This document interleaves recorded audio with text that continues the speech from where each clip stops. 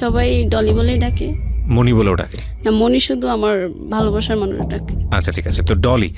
তো ডলি আপনার বয়স কত এখন? এখন 24। 24 বছর বয়স। থাকছেন কোথায়? আমি মাওনা থাকি। মাওনাতে থাকেন। আর ওটাই কি আপনার জন্ম জেলা? না, আমার দেশের বাড়ি সিরাজগঞ্জ। সিরাজগঞ্জে। তো 24 বছরের ডলি আজকে এখানে এসছে এবং ডলির কি গল্প সেটা আমরা উদ্ঘাটন করতে চাই।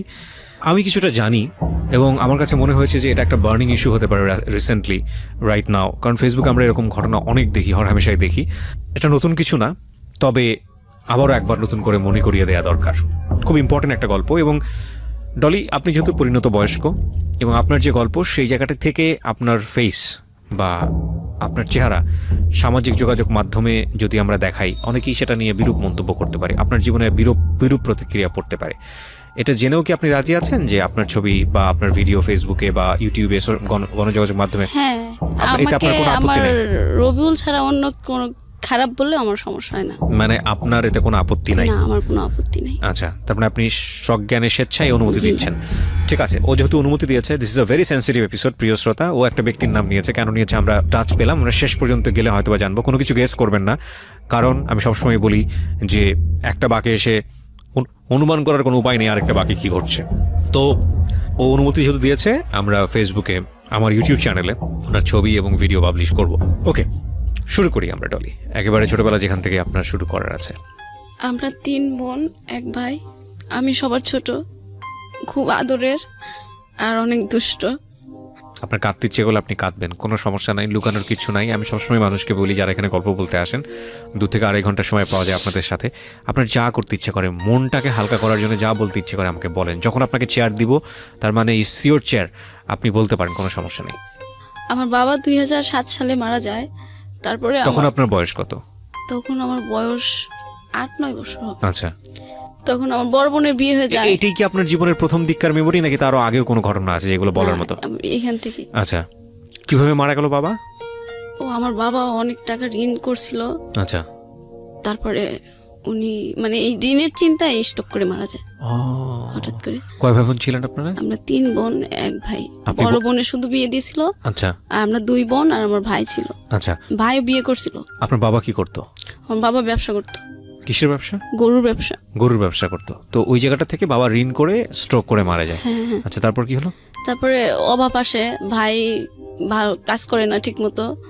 আর বড় বোনের তো বিয়ে হয়েছে। পরে আমরা 2 বোন থাকি বাড়িতে, আমি অনেক ছোট।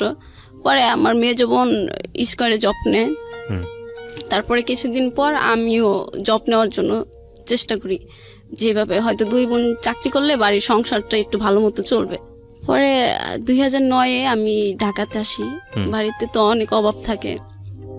ঢাকাতে আসলে আমিও চাকরি নেই, আমার চাকরি হয় না, ছোট বলে কেউ নিতে চায় না। পরে আমার বোন বলে যে আমাদের অনেক অভাব, হাতে পায়ে ধরে আমার চাকরিটাও নিয়ে দেয়। পরে আমার বড় বোন কেউ নিয়ে আসে।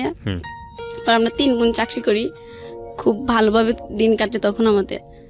পরে আমি 2013 সালে আমার পাশের গ্রামের এক খালা বলে যে ডলিকে তো একটা ছেলে পছন্দ করতেছে, তো ওর তো এখন সুন্দর হয়েছে আগের চেয়ে, তো ওকে বিয়ে দাও। পরে বাড়ি থেকে এটা বলে, আমি জানি না।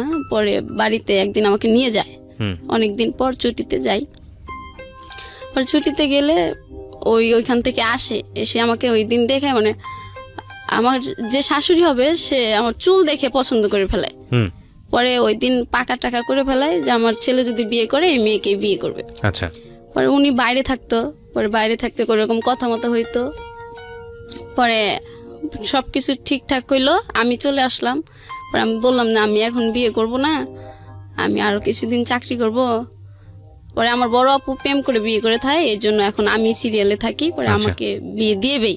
আচ্ছা, আমার মা কথা দিয়ে দেয় যে আমি যদি বেঁচে থাকি তাহলে আপনার ছেলের সাথে আমার মেয়ে বিয়ে দেব। ছেলে দেশের বাইরে থাকে? হ্যাঁ, দেশের বাইরে থাকে। পরে আমাকে বাড়িতে নিয়ে এসে ওই ছেলেদের বাড়িতে বেড়াইতে নিয়ে যায়, আমরা দেখতে যাব। পরে ওইখানে নিয়ে আমাকে কাবিন করে ফেলায়। আপনি ছেলেকে তখন দেখেননি? না না, আমিও দেখিনি। ছেলেটা কোথায় আছে? দেশের বাইরে? মালয়েশিয়াতে। আচ্ছা, পরে কাবিন করে ফেলায়। পরে আমি আমাদের বাড়িতে চলে আসার পর আমি ঢাকা চলে আসি তারপরের দিনই, যে তোমরা ওকে জোর করে বিয়ে দিছো কেন।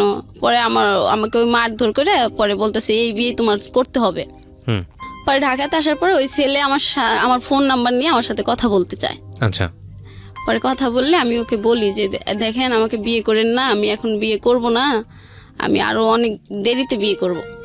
পরে বলে না, আমার বাড়ি থেকে মা পছন্দ করছে, আমি তোমাকেই বিয়ে করব। পরে 14 সালে চলে আসে।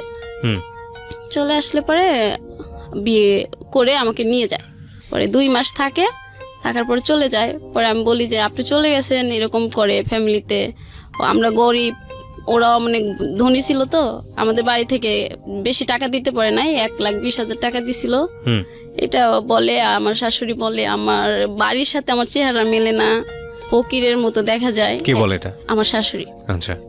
এরকম কথা সবসময় বলে। আর ওই বাড়িতে কিছু হারাইলে বলে যে বউ চুরি করে বাপের বাড়ি দিয়ে আইছে। তখন আপনার জামাইয়ের সঙ্গে দেখা হয়নি? আপনি না, জামাই আইছে। আচ্ছা, আসার পরে কি কথা? রেখেই চলে গেল আবার। না, কিন্তু আসার পরে কি কথাবার্তা হলো, কেমন লাগলো জামাইয়ের সাথে? না, আমি ওনার সাথে তখন আমার ভালো কথার সম্পর্ক হয় নাই, কারণ আমি তো ওনাকে বিয়ে করবই না। আচ্ছা। আর ওনার অনেক বয়স ছিল তখন ওনার বয়স ছিল 32 বছর। তখন আপনার বয়স কত তখন? আমার বয়স ছিল তখন মনে হয় 20 এরকম হবে। কেমন বিষয়? আপনার কত সালে বিয়ে হয়েছে আপনার? 14 সালে। 14 সালে, আজকে হচ্ছে 19। ওইরকমই বলা চলে। হ্যাঁ, পরিণত বয়সী তো ছিলেন মোটামুটি। আচ্ছা। কিন্তু আমি তো ওনাকে বিয়ে করব না আমি বলছিলাম, তারপরে উনি বিয়ে করছে কেন? সেটা তো উনি দায়ী না, আমার মনে হয় আপনার মাও অনেকখানি দায়ী। হ্যাঁ, মা তো কথা দিয়ে দিয়েছে, পরে আমি তো ওনাকে না করছি। আচ্ছা। আমাকে বিয়ে করেন না, আপনি নিষেধ করলেই হবে। আচ্ছা আচ্ছা আচ্ছা। পরে উনি চলে যায়, এরকম কথা বলে। পরে আমার পাশের বাড়ি কিছু ছেলেরা ছিল, মানে দেবর লাগে সম্পর্ক, ওরা যদি বাসার কাজ দিয়ে যাইতো তাহলে বলতো যে বউ ফোন দিয়ে নিয়ে এসে। বাড়ির বাইরে বের হইলে বলতো যে বউ মনে ওই ছেলের সাথে কথা হয়েছে তাই ওই বাইরে চলে গেছে। এরকম নানান কথা। আমার দেবর ছিল একটা, ও আমাকে মারধর করতো, এত ছেলেদের সাথে কিসের কথা, বাড়ির বাইরে কিসের বের হনো, মানে এরকম। পরে আমি আমার হাজবেন্ডের কাছে সবকিছু বলি। আচ্ছা। যেরকম কি নাম ছিল আপনার হাজবেন্ডের? আমার হাজবেন্ডের নাম জ্যোতি। জ্যোতির কাছে সবকিছু বলেন? হ্যাঁ, যে তুমি আসো, এরকম করতেছে, আমাকে বিশ্বাস করে না, তুমি থাকলে আর এরকম সন্দেহ করবে না। আর আমার যখন যেটা লাগে ওইটা তো আমি বারবার চাইতে পারি না, তো তুমি আমাকে মাসে মাসে টাকা পাঠাবা। বলে যে টাকা পাঠাইতে কি হবে, আমি তো খাওয়ার টাকা বাবার কাছে দিয়েই দিই, তুমি আর টাকা দিয়ে কি করবা? আচ্ছা। পরে এরকম করার পরে আমি একদিন আমার শাশুড়ির একটা কাপড় হারিয়ে গেল। পরে আমাকে বলতেছে যে এই বউ চুরি করছে, চুরি কইরা বাপের বাড়ি দিছে। পরে আমি বলছি যে না, আমি চুরি করি নাই। পরে ওরা কবিরাজ বাড়িতে গেছে। আচ্ছা। চোর ধরবে। পরে কবিরাজ মনে কি বলছিল এটার এসে বলে নাই। পরে আমাকে আর ওই দিন কিছু বলে নাই। না বললে একদিন ঘরে আমাদের ওখানে প্রচুর পরিমাণ আম হয় ওদের বাড়িতে। পরে একদিন আম ঝাঁকাতে পেরে আমার শাশুড়ি যে গুনে রাখছিল আমি আর সেটা জানতাম না। আচ্ছা। পরে আমি 2টা আম নিয়ে আমার পাশের বাড়ির একজনকে দিছি, আমগুলো পাকছে খান, বৃদ্ধ লোক উনি। পরে উনি গুনে রাখছে আমি জানি না। পরে আমার শ্বশুর আইছে, শ্বশুরের কাছে সব বলে দিছে, তোমার ছেলের বউ আম চুরি করে খাইছে, চোর হইছে, এই চোর বউ রাখা যাবে না, বাড়িতে মানায় না, এরকম কিছু। পরে আমি শুধু কান্না করি আর আমার হাজবেন্ডের কাছে সবকিছু বলি। ও বলে ঠিক আছে, মা এখন বলতেছে বলুক, আমি আসলে তো আর বলবে না। আচ্ছা, ওই দিনও গেল। পরে একদিন গরুর মাংস রান্না করব। পরে গরুর মাংস আমার শাশুড়ি কেটে পিস গুনে রাখছে যে এখানে এত পিস মাংস আছে। আচ্ছা। তা আমি রান্না করার সময় মানে তরকারিতে লবণ হয়েছে কিনা এটা টেস্ট করার জন্য 1 পিস মাংস খাইছিলাম। সেটা আমাকে না জিজ্ঞাসা করে আমার শ্বশুরের কাছে বিচার দিতেছে। আর আমার একটা চাচি শ্বশুর ছিল, ওনাকে ডেকে এনে দেখাইতেছে, দেখো বউ না মাংস চুরি করে খাইছে। এটা সারা গ্রামের লোক যখন জেনে গেল তখন আমি ওই বাড়ি থেকে চলে আসলাম। আর তখন ডিসিশন নিয়ে নিছি যে একটা মাংসর জন্য যে সারা গ্রাম ছড়াইতে পারে এরকম বাড়িতে আমি থাকবো না। আমার হাজবেন্ডের কাছেও বলি, ও বলে যে তুমি খাইছো কেন? মা ভাগ করে দেওয়ার পরে তুমি খাইতা। পরে আমি বাড়িতে জানাই, আর বাড়ি থেকেই সবকিছু দিত আমাকে। আচ্ছা। শ্যাম্পু টেম্পু যা কিছু লাগতো, মানে প্রয়োজনীয় সামগ্রী যা লাগতো সব বাড়ি থেকে দিত। হ্যাঁ, ওকে। পরে আমি বলতাম যে আমার যদি সবকিছু বাড়ি থেকেই দেওয়া হয় তাহলে আমি বাড়িতেই থাকি, উনি যখন আসে তখন যাব। পরে ওইখানে চলে আসার পরে ও একদিন ফোন দিয়ে, আমার ফোন বিজি পাইছিল মনে হয় আমার হাজবেন্ড। পরে বলতেছে যে আমি তোমাকে আর রাখবো না, তুমি অন্য ছেলেদের সাথে সম্পর্ক করো, এই জন্য বাড়ি থেকে চলে গেছো। বিয়ের কয়দিনের মাথায় এই ঘটনা? উনি থাকতো আমার কাছে 2 মাস থাকার পরে আমি ওইখানে থাকছিলাম মনে হয় 5-6 মাস। আচ্ছা, তো এই সময়ের মধ্যেই ঘটনা। হ্যাঁ, তারপর পরে তো আমি চলে এসে ডিসিশন দিলাম যে আমি ডিভোর্স দিয়ে দেবো। হুম আমার মা বাবা সবাইকে, পরে কেউ রাজি হয় না যে না ডিভোর্স দেওয়া যাবে। পরে আমি বলছি তাহলে আমি সুসাইড করবো, ওই বাড়িতে যদি আমার যাইতেই হয় তাহলে আমি সুসাইড করবো। হুম এটা বলার পরে তখন সবাই ডিসিশন নিল যে আচ্ছা ঠিক আছে, মেয়ে যখন এই বাড়িতে থাকবে না তাহলে ঠিক আছে ডিভোর্স দিয়ে দাও। হুম পরে আমার কাবিনের আমরা যৌতুক দিছিলাম 1,20,000 টাকা। পরে সেই টাকা নিয়ে আবার এমন সৃষ্টি হয় হুম যে আমরা এত টাকা দিতে পারবো না, আমরা 80,000 টাকা দেবো। আচ্ছা পরে ওই আমাদের এলাকার সবাই বসে বলছে যে না ওরা যে এত টাকা দিছে সব টাকা দিতে হবে। ওকে, পরে সব টাকা দিয়ে দেয়, আমি ডিভোর্স দিয়ে দিই। টাকাগুলো আপনাদেরকে দিয়ে দেয়? হ্যাঁ, আমাদের টাকা আমাকে দিয়ে দেয়। ব্যাগ দিয়ে দেয়? হ্যাঁ। হ্যাঁ, পরে ওইখান থেকে ওই ডিভোর্স দেওয়ার পরের দিনই আমি ঢাকাতে চলে আসি, মাওনাতে। মানে এটা কি প্ল্যান ছিল নাকি এমনিতেই চলে আসলেন? না, এমনিতে এখন গ্রামের লোক নানান কথা বলবে। ও, কথা থেকে বাঁচার জন্য। হ্যাঁ, তো মাওনা থেকে ছিল? মাওনাতে ছিল আমার একটা বোন আর আমার একটা ফ্রেন্ড। হুম পরে আমি ওইখানে যাই, ওইখানে গেলে আমি একটা চাকরি, ওইখানে স্কোয়ারে চাকরি নিই। হুম নেওয়ার পরে ওইখানে স্কয়ার টেক্সটাইলে? হ্যাঁ হ্যাঁ, হুম বেশ সুন্দর দিন কাটতেছে ওইখানেও। মানে আমি এত চঞ্চল একটা মেয়ে। হুম ওই শ্বশুর বাড়িতে থাকার পরে আমি কিছুদিন অফ হয়ে গেছিলাম, হুম আর ওরকম দুষ্টামি করা যায় না। হুম। পরে এইখানে আসার পরে আবার সবকিছু আমার আগের মতোই হয়ে গেল। হুম দুষ্টমি, চঞ্চলি, ঘোরাফেরা। ওরা তো মহান খুশি, একটা ভালো বন্ধু পাইলো, আচ্ছা, আর দুঃখ থাকবে না ওদের কারো। জি। পরে এই করতে করতে তখন আমি 16 সালে যাই। 17 সালে আমি আমার আপুর ওই ফ্রেন্ডের সাথে ওই আমার ওই রবিউল নামের একটা ছেলের ছবি দেখি আচ্ছা ফেসবুকে। আচ্ছা পরে আমার ভীষণ ভালো লাগে ওই ছবি দেখার পর। পরে আমি বলতেছি আপু এই ছেলেটারে না আমার খুব ভালো লাগছে। পরে আপু বলতেছে প্রেম করবি? আমি বলছি হ। পরে বলতেছে আচ্ছা ঠিক আছে, মিঠুর কাছে বলে ওই ছেলের এই নাম্বার। আপুটা কে ছিল? আমার আপু। আপন? হ্যাঁ। আচ্ছা। পরে বলতেছে তুই প্রেম করবি? আমি বলছি হ্যাঁ। পরে বলতেছে আচ্ছা আর মিঠুর কাছে বলে নাম্বার নিয়ে দেবো না। পরে মিঠু ভাই বলতেছে যে ওর নাম্বার তো আমি এখন দিতে পারবো না, তুই ওর আইডি নাম্বার। মিঠু ভাইটাকে? ওই ছেলের ফ্রেন্ড। তো মিঠু ভাইয়ের সঙ্গে আপনার বোনের কি সম্পর্ক? আমার বোনকে পছন্দ করতো ওই ছেলে। মিঠু? হ্যাঁ। আচ্ছা, তো তার বন্ধু হচ্ছে এই রবিউল? হ্যাঁ। ওকে, তো মিঠুর সাথে আপনার বোনের সম্পর্ক তখনও ছিল না? তাহলে কথা বলতো ফোনে, মানে আচ্ছা। আমার আপুকে ভালোবাসতো, আপু ভালোবাসতো না। ওকে, ঠিক আছে। তারপরে আমি ওর আইডি নাম্বারটা নিয়ে মেসেঞ্জারে কিছুদিন কথা বলি, হুম অনেক কয়দিন। ও ওর নাম্বারটা দিতে চাচ্ছে না। পরে একদিন আমি মেসেঞ্জারে ফোন দিই। হুম পরে আমি বলি আচ্ছা আপনি কি সমস্যা, আপনি কথা বলতে চান না কেন? পরে বলে যে না আমি যদি প্রেম করি তাহলে তো টাকা লাগবে, আমি তো কোনো কাজ করি না, এই জন্য আমি কারোর সাথে প্রেম করি না। হুম আমি বলছি কেন, প্রেমের চেক টেক খাইছেন নাকি? হুম পরে কয় হ্যাঁ একটা মেয়েকে ভালোবাসতাম, যে ওই মেয়ের বিয়ে হয়ে গেছে, এরপরে আর প্রেম করি না, হুম আর প্রেম করতে তো টাকা লাগে। পরে আমি বললাম যে ঠিক আছে তাইলে তুমি আমার বয়ফ্রেন্ড হও, আমি তোমার গার্লফ্রেন্ড হই। কয় না এটা হবে না, আমি তোমার গার্লফ্রেন্ড হই, তুমি আমার বয়ফ্রেন্ড হও। মানে আমি টাকা পয়সা খরচ করার ক্ষেত্রে? হ্যাঁ হ্যাঁ, মানে বয়ফ্রেন্ড হইলে আমি টাকা খরচ করবো আর ও তোমার গার্লফ্রেন্ড থাকবে। পরে আমি বললাম আচ্ছা ঠিক আছে, আমার তো তোমাকে ভালো লাগছে, তাহলে ঠিক আছে তুমি কিন্তু আজকের থেকে আমার গার্লফ্রেন্ড। হুম পরে বলছে ঠিক আছে। এভাবে 17 সাল থেকে আমরা প্রেম করতেছি। পরে রোজার ঈদ আসলো, ওকে বললাম যে আচ্ছা আমরা কি দেখা করতে পারি? পরে বলতেছে হ্যাঁ দেখা তো করা যায়, কিন্তু যে দেখা করতে তো অনেক খরচ হবে। হুম আমি তো তোমাকে বলছি আমার কাছে টাকা পয়সা থাকে না, বাড়ি থেকে যদি টাকা দেয় তাহলে আমি ঘুরতে পারি, নাইলে নাই। হুম পরে আমি বলছি যে তুমি চিন্তা করো কেন, তুমি তো আমার গার্লফ্রেন্ড, হুম আমি তো তোমার টাকা খরচ করতে দেবো না। হুম পরে বলছে ঠিক আছে তাইলে মিঠু ভাইয়ের কাছে বলি, যদি ভাই বলে তাহলে দেখা করব। হুম পরে আমি বলছি কেন মিঠু ভাইয়ের কাছে বলতে হবে কেন? কয় না প্রেম করে দিছে, পরে হে ওরে যদি না বলি পরে কেমন না। হুম পরে আমি বলছি আচ্ছা ঠিক আছে। পরে আমি বাড়িতে যাই, পরে বলতেছে না আমরা এইবার দেখা করব না, আমরা কোরবানি ঈদের পরে দেখা করব। হুম পরে বলছে আচ্ছা ঠিক আছে। পরে ঈদের পরে একবার আমি আমার আপু নওগাঁতে যাই হুম ঘুরতে, ওই মিঠু ভাইয়ের সাথে দেখা করতে। আচ্ছা। পরে মিঠু ভাইয়ের সাথে দেখা করতে ও ওইখানে থাকে।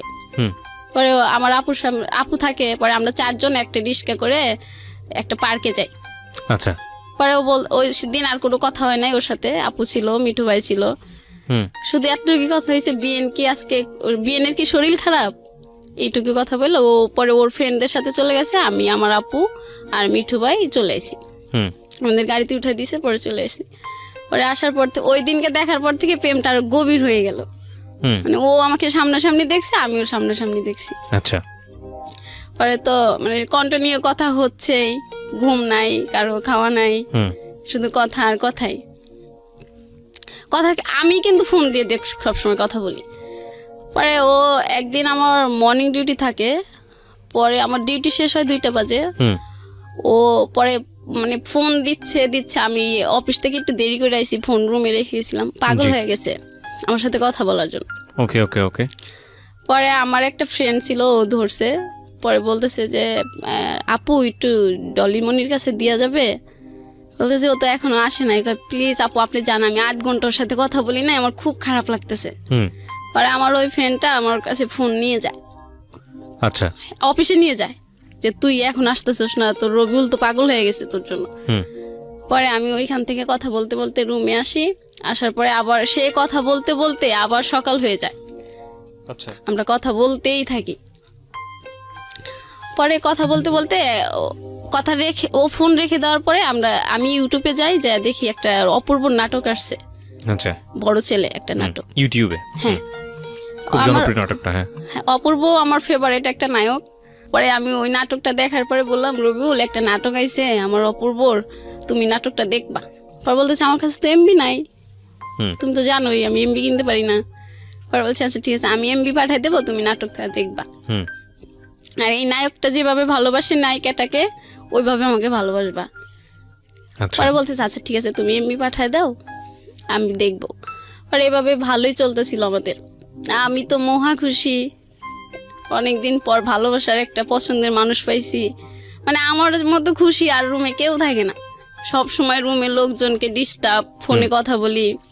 কুরবানি আসলেও আমরা তো কথা হয়েছিল কুরবানিতে দেখা করব। পরে দেখা করি, দেখা করলে পরে ও ওইখানে ওর ফ্রেন্ড আসে 3টা, আর আমি, আর মিঠু ভাই তো থাকে।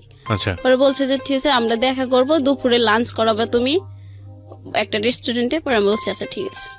পরে আমরা যাই, ওর ফ্রেন্ডগুলাই আসার পরে আমরা একটা রেস্টুরেন্টে যাই, যাওয়ার পরে ওর পছন্দের খাবার ও অর্ডার করলো, আর আমি আমার পছন্দের খাবার অর্ডার করি। পরে সবাই খাওয়ার পরে ও বলতেছে না আমরা 1 গ্লাস লাচ্চা খাই। লাচ্ছি? হ্যাঁ। পরে আমি বলছি আচ্ছা ঠিক আছে খাই। পরে লাচ্ছি খাওয়ার পরে ও বলতেছে আমি একটু খাবো, পরে তুমি খাবা। পরে বললাম কেন এটা বললা? এটা এরকম করে খাইলে নাকি ভালোবাসা বাড়ে, তাহলে আমি ওকে ছেড়ে কখনো চলে যাব না। পরে বললাম আচ্ছা ঠিক আছে, তাহলে আর 1 গ্লাস নেই, তাহলে ভালোবাসাটা বেশি বেড়ে যাবে।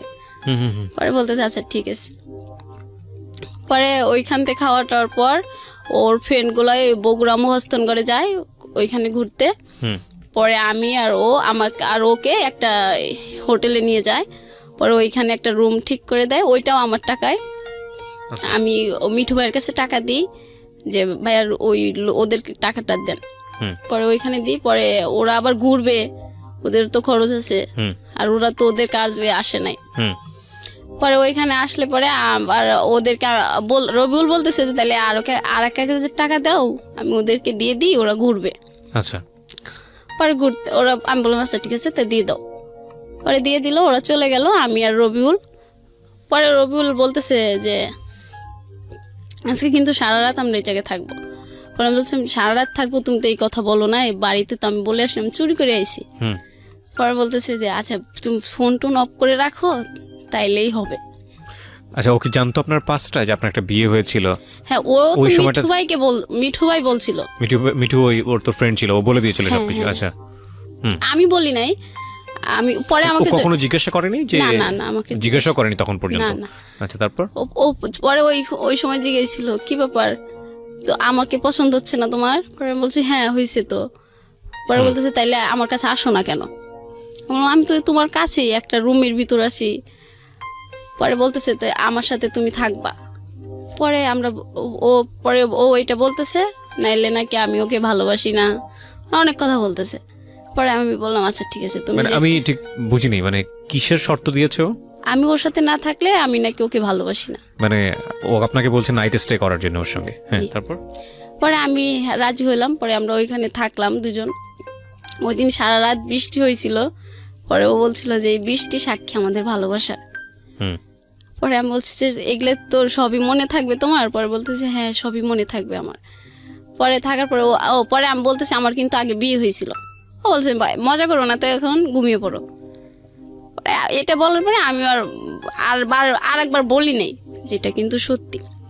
পরে ওইখান থেকে সকালবেলা হয়, পরে আমরা দুজন বের হয়ে যাই। না, কিন্তু এখানে আমার কথা আছে, এটা হচ্ছে এই ছেলেটার ফ্যামিলি ব্যাকগ্রাউন্ড সম্পর্কে আপনি জানতেন, ডিটেল জানতেন?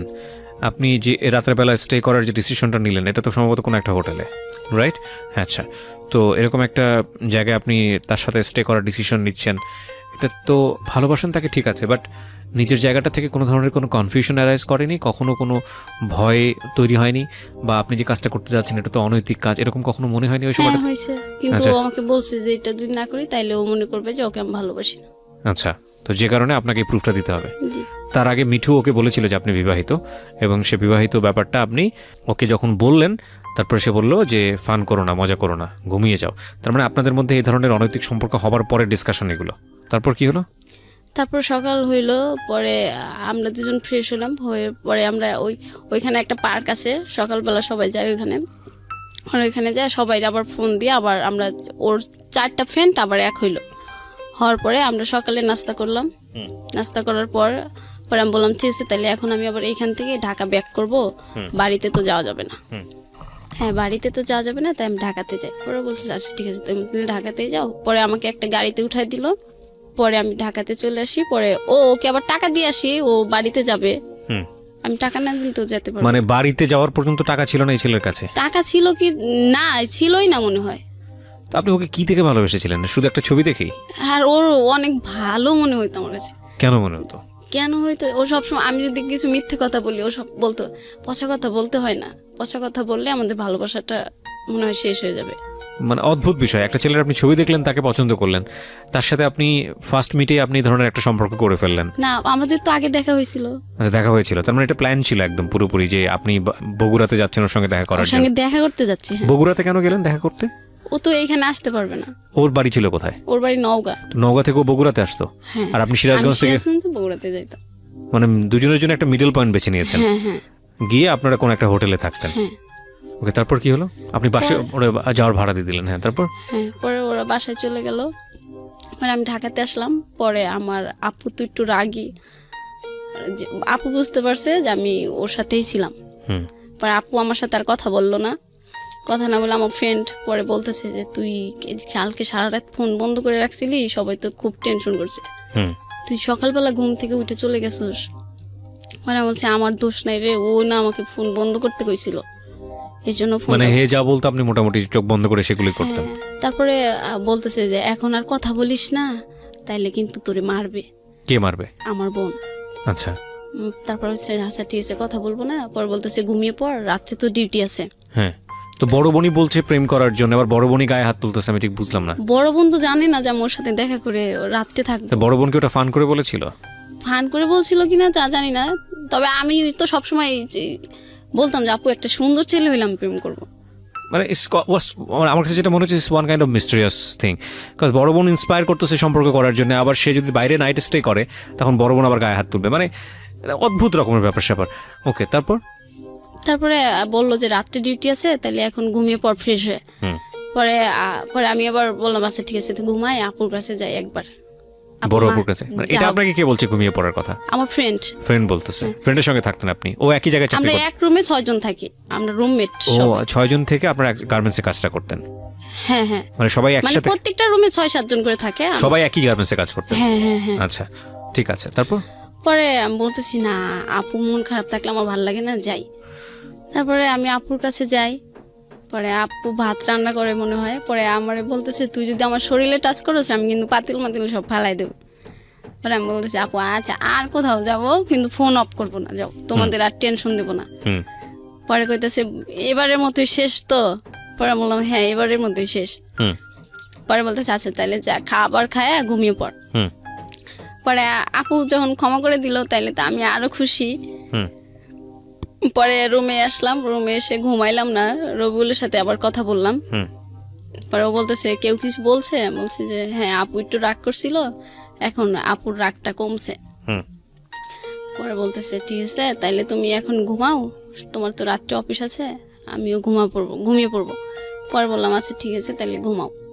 পরে ও আবার রাত্রে কথা বলতে পারতো না, হুম ওর ফ্যামিলি পাশের রুমে ওর মা থাকতো, ওর খুব চুরি করে কথা বলতে হতো। পরে আমি সকালবেলা আবার অফিস থেকে আসলাম, অফিস থেকে আসার পর আবার কথা শুরু করে দিলাম। মানে এইভাবে কথা বলতে বলতে দেখা যেত যে আমার বেতনের টাকা পুরো শেষ হয়ে যেত। আচ্ছা, তারপর আপনি কথা বলেই যাচ্ছেন ওর সঙ্গে। তারপর আমি কথা আমার ফ্রেন্ডের কাছে বলতাম যে দেখ এই মাসে কিন্তু আমার টাকা শর্ট পড়ে যাবে, তুই কিন্তু টাকা দিবি। হুম পরে ও বলতেছে ঠিক আছে তুই কথা বলগা যা। হুম পরে বাড়িতে টাকা দিতে পারতাম না, মা বলতো কি ব্যাপার, আমার মেয়ে তো এরকম না, আর যাই কিছু করুক আমার মেয়ে তো আমাকে টাকা পাঠায় প্রতি মাসের 1 তারিখ হইলে, আচ্ছা এখন টাকা পাঠাও না কেন? পরে বলতেছি মা এখন না একটু সমস্যা হয়েছে, আমার খালি মজা খাইতে ইচ্ছা করে, আমি দোকানে অনেক টাকা ঋণ করে ফেলাই, এই জন্য আমি টাকা দিতে পারতেছি না। আচ্ছা ঠিক আছে মা, সামনের মাস থেকে আমি তোমাকে দিয়ে দেবো, যাও। মিথ্যা কথা বলতেন? হ্যাঁ, পরে মিথ্যে কথা বললাম। মা পরে মনে করলো যে এইটাই মনে হয় ঠিক, হুম আমার মেয়ে তো মিথ্যে কথা বলে না, কিন্তু মা তো আর জানে না আমি প্রেমে পড়ছি। হুম পরে আবার রবিউল আমাকে ফোন দিয়ে বলল যে তুমি কি আমার সাথে আবার দেখা করতে পারবা?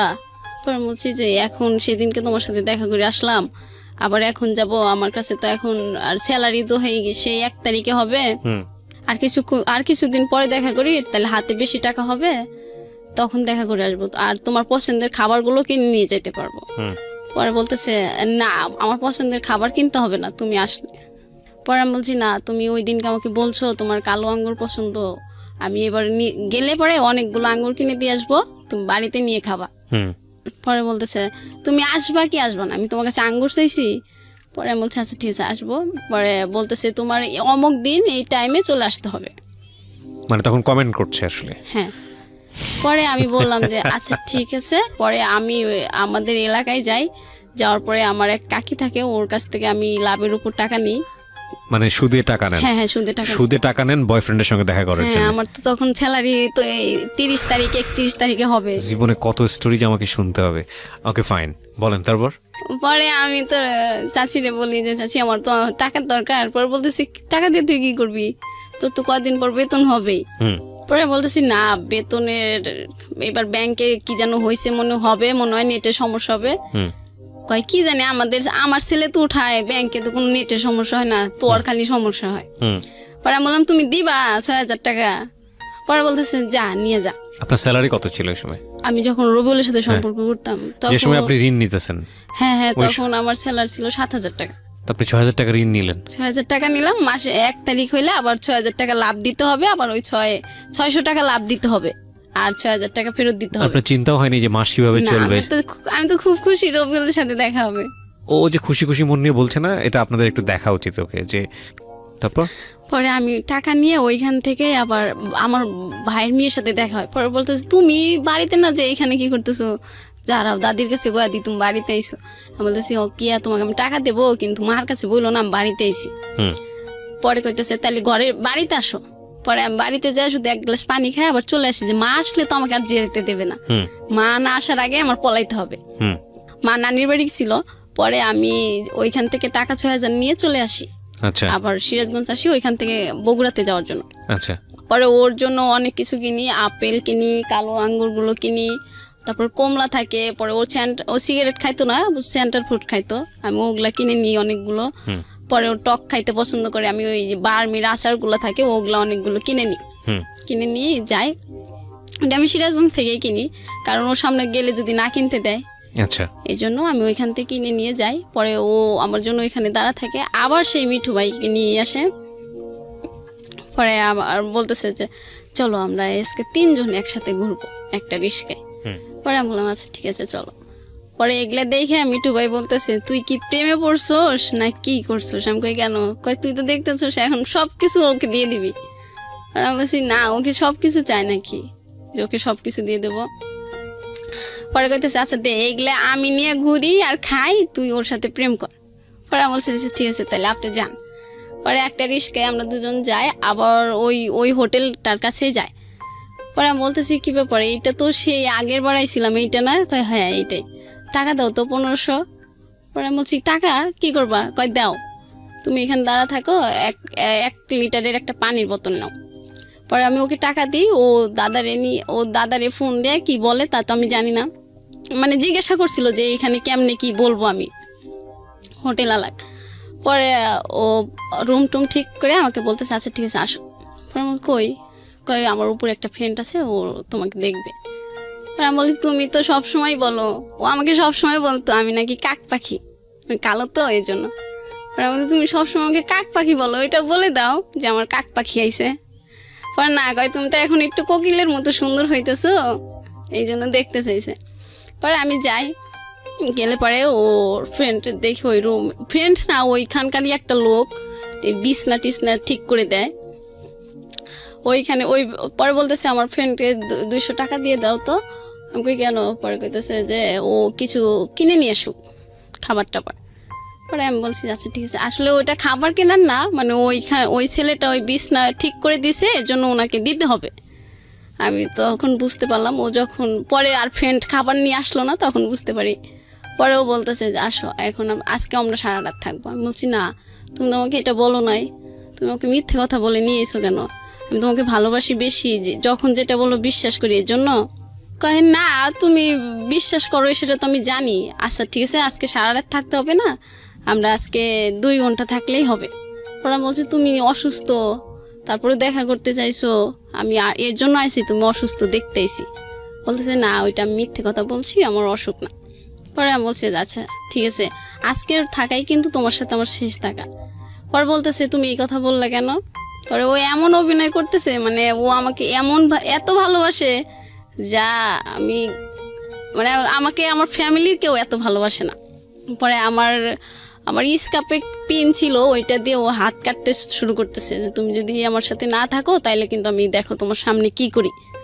পরে এটা দেখার পরে আমি বলছি আচ্ছা ঠিক আছে এরকম করো না, কিন্তু আজকের থাকাই কিন্তু তোমার সাথে আমার শেষ থাকা, আর কখনো বলবা না আসলে দেখা করব, কিন্তু আমরা এই ধরনের সম্পর্ক করবো না। পরে বলতেছে আচ্ছা ঠিক আছে। পরে ওইখানে থাকার পরে ওইখানে মনে 3-4 ঘন্টা থাকলাম। পরে মা আমাকে ফোন দিল যে কি ব্যাপার তুমি নাকি বাড়িতে আইছিলা, কই গেছো? পরে আমি বলছি আমার একটা ফ্রেন্ডের বাসায় আইছি, একটু দরকারে আমি আসতেছি। পরে ও বলতেছে ফোন অফ করতে বলছি না। আমি কই না আজকে ফোন অফ করবো না, আমি বাড়িতে চলে যাব, আজকে থাকবো না। পরে এটা বলার পরে বলতেছে যাও, এই যে তুমি যে চলে যাচ্ছ এইটা যাওয়ার পরে 10 বার ভাববা। পরে আমি বলছি আচ্ছা ঠিক আছে ভাবলে ভাববো, তুমি আমাকে গাড়িতে উঠায় দাও। পরে ওইখান থেকে নামার পরে ও বলতেছে জানো আমার না অনেক ডাব খাইতে ইচ্ছা করতেছে। পরে আমি বলছি তো খাও, কয় টাকা দাও। পরে আমি কই ও তোমার কাছে তো টাকা নাই। পরে 2টা ডাব কিনি, ওই মিঠু ভাইয়ের দিই একটা, ও খায় একটা। ও আমাকে বলে না যে তুমি খাবা। ওর বাড়ি কোথায় যেন ছিল? বাড়ি নওগাঁ। পুরো নওগাঁর দুর্নাম হয়ে যাচ্ছে আজকে, আমি সরি টু সে। ওকে। পরে আমি ওইখান থেকে গাড়িতে উঠি। পরে ও বলতেছে যে চলে যাচ্ছ? আমি কই হ্যাঁ। পরে বলতেছে চলে যাওয়ার আগে কি যেন দেও তুমি, ওইটা দিবা না? পরে বলছে ও হো সরি আচ্ছা ঠিক আছে তাহলে কয় টাকা দেবো? পরে বলতেছে আচ্ছা 100 টাকা দাও, তাইলে ট্রেনে যাবো আজকে, ট্রেনে বেশি টাকা লাগবে না। পরে বলছে আচ্ছা ঠিক আছে নাও। পরে বলতেছে তুমি যায় ফোন দিও, আমার ফোনে কিন্তু টাকা নাই। পরে আমি বলছি আচ্ছা ঠিক আছে আমি বাড়িতে যাই, যদি আমি দোকান খোলা পাই তাহলে আমার ফোনেও লোড দেবো, তোমাকেও লোড দিয়ে দেবো। পরে বলছে আচ্ছা ঠিক আছে যাও। পরে ওইখান থেকে আসার পরে বাড়িতে আসলাম, মা তো সেই রকম মানে বকা রেডি করে বসে আছে, মানে আমি আসা মাত্রই শুরু করবে। পরে আমি একটা বাড়িতে আসতে আসতে আমার ওই দিনকার রাত 9টা-10টা বেজে যায়। পরে পাশের বাড়ির একটা দাদিকে নিয়ে ঘরের ভিতর ঢুকি, আচ্ছা যে দাদি থাকলে আর মা বকবে না। পরে আমি নিয়ে গেলাম দাদিকে। পরে বলতেছে যে কই গেছিলি? পরে আমি বলছি যে আমার একটা ফ্রেন্ডের বাসায়। পরে বলতেছে আর কোনোদিন যাবি, এত রাত পর্যন্ত থাকবি? পরে বলছি না এই একটা কাজ ছিল তো এর জন্য, আর তো থাকবো না। পরে মা বলতেছে ঠিক আছে খায় দেয় ঘুমায় পড়ার, কালকে বাড়ির বাইরে বের হবি না। পরে আমি বলছি আচ্ছা ঠিক আছে। পরে তো ওই রুমে শুয়ে থেকে ওর সাথে কথা বলতেছি, মা তো বুঝতে পারছে যে ফোনে কথা বলি। পরে বলতেছে কি ব্যাপার এত রাতে কার সাথে কথা বলা হয়? পরে আমার ভাইয়ের মেয়ে ছোটটা ও বলতেছে দাদি তোমার মেয়ে না প্রেম করে জানো? প্রেম করে মানে? কয় হ ওই যে খালি রবিউল করে। এই রবিউল আঙ্কেলটা যে কেডা দাদি, এইটা তো আমি বুঝতে পারলাম না। ওকে। পরে মা একদিন কইতেছে দেখি তো রবিউল কোন রাজপুত্র যে তুই তার জন্য সব কিছু করে হেঁটতেছস। পরে মাক দেখায়, আমার ভাই মানে সবাই দেখে, আমার এলাকায় যারা যারা আমাকে বিয়ে দিতে চায় এখন সবাইকে আমি দেখাই যে এই ছেলে ছাড়া আমি কাউকে বিয়ে করব না। পরে বলে কেন এই ছেলে আবার তোর এত ভালো হয়ে লেগে গেল কবে থেকে? কিভাবে দেখান? ছবি দেখান? হ্যাঁ হ্যাঁ ছবি দেখাই। পরে ছবি দেখে সবাই পছন্দ করে ফেলায়, অনেক সুন্দর। পরে সবাই পছন্দ করে বলে আচ্ছা ঠিক আছে তাইলে এই ছেলেকে বলো বিয়ে কি করতো? পড়াশোনা করতো ওই সময়? পড়াশোনা শেষ করছে, পরে কিছু করে না, বেকার জীবন যাপন করতেছে। আচ্ছা, ফ্যামিলিতে কে কে ছিল ওর? ওর 3 বোনরা আর বাবা মা আর ও। আচ্ছা, ওই বড় ছিল? বোন বড় ছিল, তারপরে ও, পরে আরো 2টা বোন আছে। আচ্ছা, তারপরে আমি তো সবাই দেখাই, সবাই পছন্দ করে, আমি আরো খুশি হয়ে যাই যে আমার আর কোনো সমস্যা নাই, এবার আমি ওকে বিয়ে করে ও নওগাঁতে থাকবো খুব সুখে। আর নওগাঁর মানুষ যেভাবে কথা বলে ওইভাবে কথা বলবো। আমি আগে থেকে ওর কাছ থেকে শিখতে চাইতাম, ও বলতো না নওগাঁর কথা তোমার শিখতে হবে না। পরে মাকে বলতাম মা আমি কিন্তু নওগাঁতে থাকবো, তুমি আমার জন্য সবকিছু করে করে প্রতি ঈদে পাঠায় দিবা। পরে বলতেছে দেখ তোর রবিউল তোরে কি বলে, মানে যেই কেউ বলতো আমার রবিউল বলেই সবাই ওকে বলতো। পরে আমি ওই বাড়ি থেকে আবার ঢাকাতে চলে আসি, আমার ছুটি শেষ হয়ে যায়। জি। ঢাকাতে আসার পরে আমার ফ্রেন্ড জিজ্ঞাসা করতেছে কি প্রেম কেমন চলতেছে, আমাদের যে প্রেম তো খুব গভীর হয়েছে, এখন রবিউল আমাকে ছাড়া কিছু বোঝে না, আমিও রবিউল ছাড়া কিছু বুঝি না। পরে আমার ফ্রেন্ড বলতেছে এই অতি ভক্তি কিন্তু চোরের লক্ষণ হয়। পরে আমি বলছি যে এরকম কথা যদি তুই বলস তোর সাথে কিন্তু আমি কথা বলবো না। পরে আজকে আমার সাথে কথা বলা বন্ধ করে দাও, একদিন দেখি রবিউলই তোমাকে ছেড়ে চলে যাবে। পরে এটা বলার পরে আমি আমার ফ্রেন্ডের সাথে কথা বলি না 7 দিন। আমাকে কেউ কিছু রবিউলের কথা বললে আমি তাকে শর্ত দিয়ে দিই আজকের থেকে আগামী 7 দিন যতদিন না হবে ততদিন আমার সাথে কথা বলবো না। আচ্ছা, এটা বললে আর রবিউলের সম্পর্কে কেউ বাজে কথা বলতো না। আপনার শুনতে ভালো লাগতো না? হ্যাঁ আমার শুনতে ভালো, কেন ওরা এরকম কথা বলবো, ও তো অনেক ভালো একটা ছেলে, ভালো মনের মানুষ। পরে এরকম করতে করতে ও আবার বলতেছে যে ডলিমণি তুমি কি আমার সাথে আবার দেখা করবা? বলছি না এইবার দেখা করলে অনেক সমস্যা হবে, এইবার যাওয়া যাবে না। পরে বলতেছে না আর একবার আসো। পরে বলতেছি কেন? ও পরে ওর সাথে যদি আমার কিছু হইতো তাহলে আমরা 2 সেকেন্ডের বেশি রাগ করে কারোর সাথে কেউ থাকতে পারতাম না। আমরা ফোনের নাম্বার সিম অফ করে রাখতাম কিন্তু মেসেঞ্জার চালু থাকতো। অথচ মানে কাক পাখি, কোকিল পাখি, ময়না পাখি, টিয়া পাখি এটা বললে আমার রাগ সব শেষ হয়ে যেত। যখনই দেখতাম ও কাক লিখছে পরে তো আমার ফ্রেন্ডরাও হাসতো যে তোর এত ভালোবাসা কাক পাখি ডাকে, তুই কালো দেখে? আমি বলে আমি কালো দেখে তো কাক পাখি বলে। পরে বলতেছে যে ঠিক আছে তোমার কাক পাখি দেখো, তোমার এই রাজপুত্র তোমার কাকের থেকে আর কি বানায়। পরে আমি একদিন বললাম আচ্ছা তুমি আমাকে এই কথা বলো, সবাই কিন্তু আমাকে অনেক কথা বলে, তুমি কাক পাখি বলো কেন? কয় আমার বন্ধুরা তো জিগেল আমি এটাই বলি যে আমি যার সাথে প্রেম করি ও কাকের চিট্টু ফর্সা কোকিলের মতো কালো। পরে আমি বলছি ও তাই না? পরে কইতেছে আমাদের আজকের যিনি গেস্ট তার এবং তার অনুমতিক্রমেই। জি, আপনি দেখতে মোটেও খারাপ না, এটা আমার যারা দেখছেন এখন ভিডিওতে তারা ভালো ওপিনিয়ন দিতে পারবে। জি বলেন। তারপর ও তো আমাকে ভালোবেসে এটা বলতো। হ্যাঁ শিওর, আপনি সেটা এনজয় করতেন। হ্যাঁ হ্যাঁ হ্যাঁ হ্যাঁ আমার ফ্রেন্ডগুলো একটু দ্বিমত করতো যে কেন এটা বলবে। পরে তো আমি আবার রাগ করতাম যে তুমি আর যদি এই কথা বলো, বলে যে আমি যতদিন তোমার সাথে সম্পর্ক করবো এটা বলেই ডাকবো, যখন আমরা বৃদ্ধ হব তখন এটা বলেই ডাকবো। রাইট। পরে আমি বলতেছি যাও তোমার সাথে আর কথাই বলবো না। পরে আমি রাগ করে ফোনটা কেটে দিই। পরে আমার ফ্রেন্ডের ফোনে ফোন দিয়ে আমাকে একটা তখন শাকিব খানের একটা ছবি বাড়াইছে সত্য কি, আর জিএমসির একটা গান তোর প্রেমেতে অন্ধ হলাম কি দোষ দিবি তাতে। পরে এই গানটাও আমাকে শোনায়, তারপরে আমার আবার রাগটা ভেঙে যায় যে ও মনে আমাকে সত্যি ভালোবাসে, আচ্ছা ডাকে ডাকো। পরে ওই গান বলার পরে আমি আমার ফোন থেকে ওকে ফোন দিই। পরে বলতেছে আমার ফোনে যে মিস কলের টাকা ছিল তোমার বান্ধবীরে ফোন দিয়ে যে টাকাটা ফুরাইলাম এটার জরিমানা কে দেবে? পরে আমি বলছি যে আচ্ছা বাবু আমি পাঠায় দেবো। পরে বলতেছে না তোমার টাকা পাঠাইতে হবে না, তুমি তো আমাকে ভালোই বাসো না, ভালোবাসলে কি রাগ করতা? পরে আমি বলছি না আমার গার্লফ্রেন্ড এরকম কথা বলে না। পরে বলতেছে তাহলে তুমি কি ওই আমি যে বলছিলাম দেখা করবা দেখা করবা?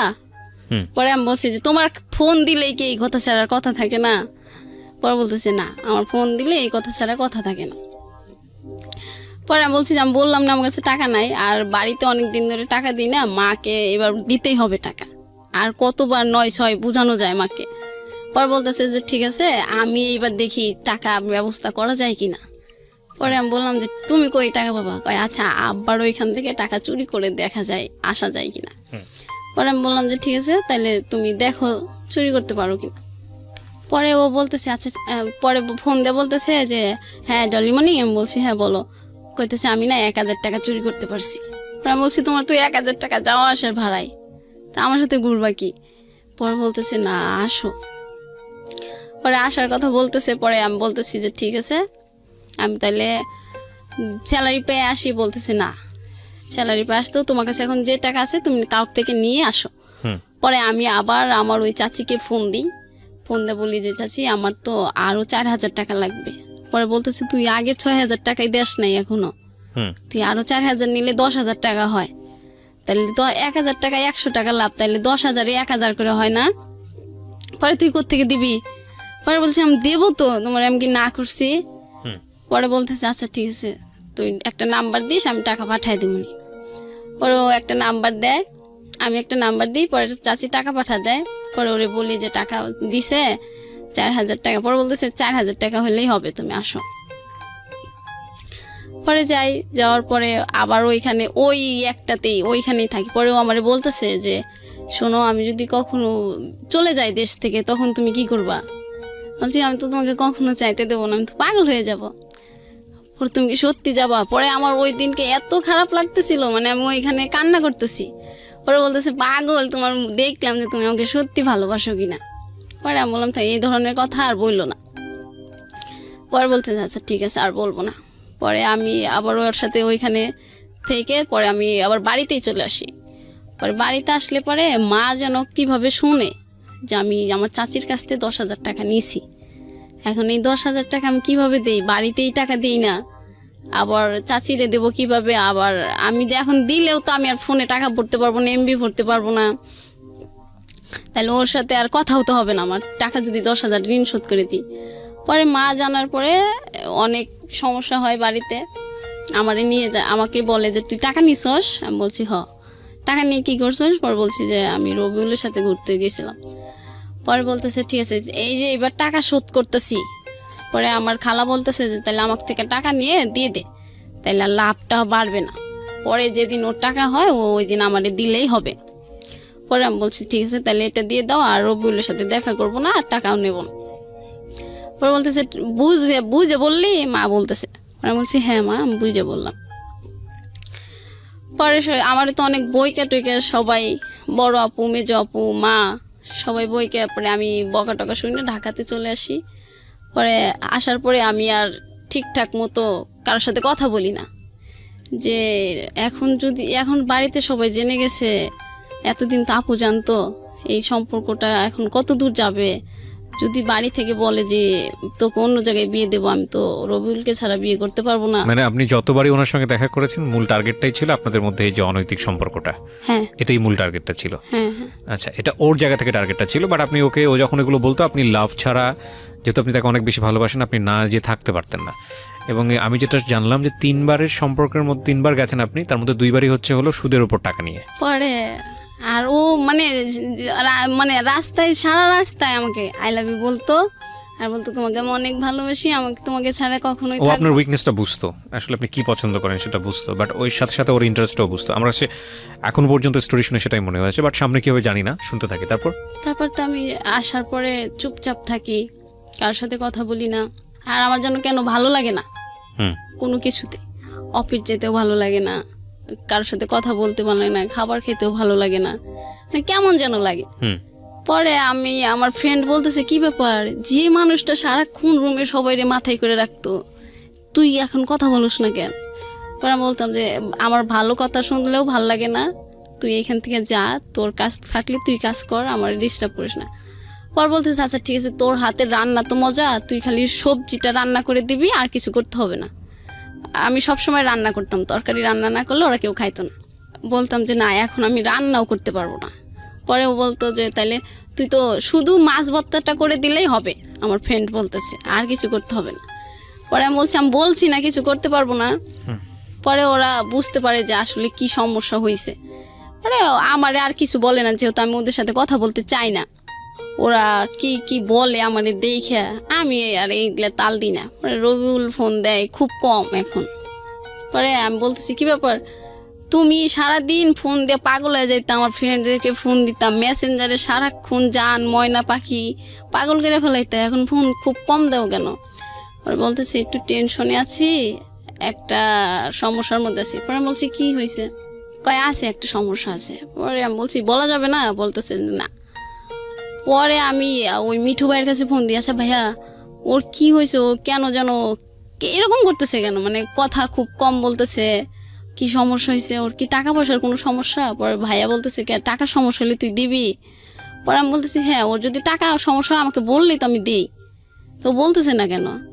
পরে কইতেছে যে তাহলে তুই ঠিক আছে, তুই ব্যাংক থেকে তোর যত টাকা আছে সব উঠায় ওরে দে, তাইলে তো ও খুশি থাকে, তুইও খুশি থাকিস। মানে ও সবাই জানতো যে রবিউল যদি খুশি থাকে তাইলে আমি খুশি থাকি, আর রবিউলের যদি মন খারাপ থাকে তাইলে আমারও মন খারাপ থাকবে। তারপরে কি বের করা গেল, কারণটা কি ছিল মন খারাপ? কারণটা ও পরে আমাকে দাদা বলতেছে যে রবিউল শুনলাম ও নাকি বিদেশ যাবে, হয়তো এটা নিয়ে বাড়িতে কোনো সমস্যা। পরে ও বলতেছে যে আমি পরে বলছি তুমি কি বিদেশ যাবা? পরে বলতেছে না আমার বিদেশ ভালো লাগে না, আর আমি তোমাকে ছাড়াও থাকতে পারবো না। আমি বলছি তাহলে তুমি এইসব কথা ওঠে কেন বাড়িতে? পরেও বলতেছে যে বাড়ির সবাই বলতেছে আমাকে বিদেশ পাঠাবে। পরে আমি বলতেছি বাড়ির সবাই, তুমি বাড়ির যেই টাকা দিয়ে বিদেশ যাবা ওই টাকা দিয়ে আর আমার থেকে টাকা নিয়ে তুমি দেশে একটা ব্যবসা করো, পরে তুমি আমাকে বিয়ে করবা, আমি এখানে থাকবো, তুমি বাড়িতে ব্যবসা করে পরে ওই ছোট 2 বোনকে বিয়ে দিয়ে দিবা, ওরা বিয়ে দিয়ে হলে পরে আমি তোমাদের বাড়িতে যাব, তাহলে তো আর কোনো সমস্যা থাকে না, তোমার বিদেশও যাওয়া লাগে না। পরে বললেন না পাগল, এটা বাড়ি থেকে যদি আমি ব্যবসা করতে চাই তাহলে টাকা দেবে না, আর বিদেশ গেলে তাহলে টাকা দেবে। পরে আমি বলছি না তোমার বিদেশ যাইতে হবে না, আমি ওকে সবসময় বলতাম যে তুমি দেশে থাকো, বাড়ি থেকে যে টাকা দেয় আর বাদ বাকি টাকা আমি দেবো, দিয়ে তুমি ব্যবসা করবা, তারপরে তোমার বন্ধুটোর বিয়ে দিবা, তারপরে আমাকে বাড়িতে নিবা, তারপরে আমরা দুজনে একসাথে বৃদ্ধ হব। পরে বলতো যে দেখি বাড়িতে কি বলে। পরে বাড়িতে আমি বললাম যে ঠিক আছে তাহলে তুমি একদিন আমার সাথে সুমাইয়ার কথা বলাই দিও, ওর ছোট বোন। ওর ছোট বোনকে বলছিল যে আমি এরকম একটা মেয়ের সাথে কথা বলি, তো ওই মেয়েটা তোর সাথে কথা বলতে চায়। মানে আমি সুমাইয়াকে বলতাম যে তোমার ভাইয়াকে বিদেশ যেতে দিও না, তো ও যদি বিদেশ চলে যায়, আমি শুনতাম যে বিদেশ গেলে তো অনেক টাকা কামাই করে, তাই মানুষ মানুষকে ভুলে যায়, তাহলে তো ও আমাকে ভুলে যাবে, আর ও ভুলে গেলে আমি ওকে ছাড়া থাকতে পারবো না।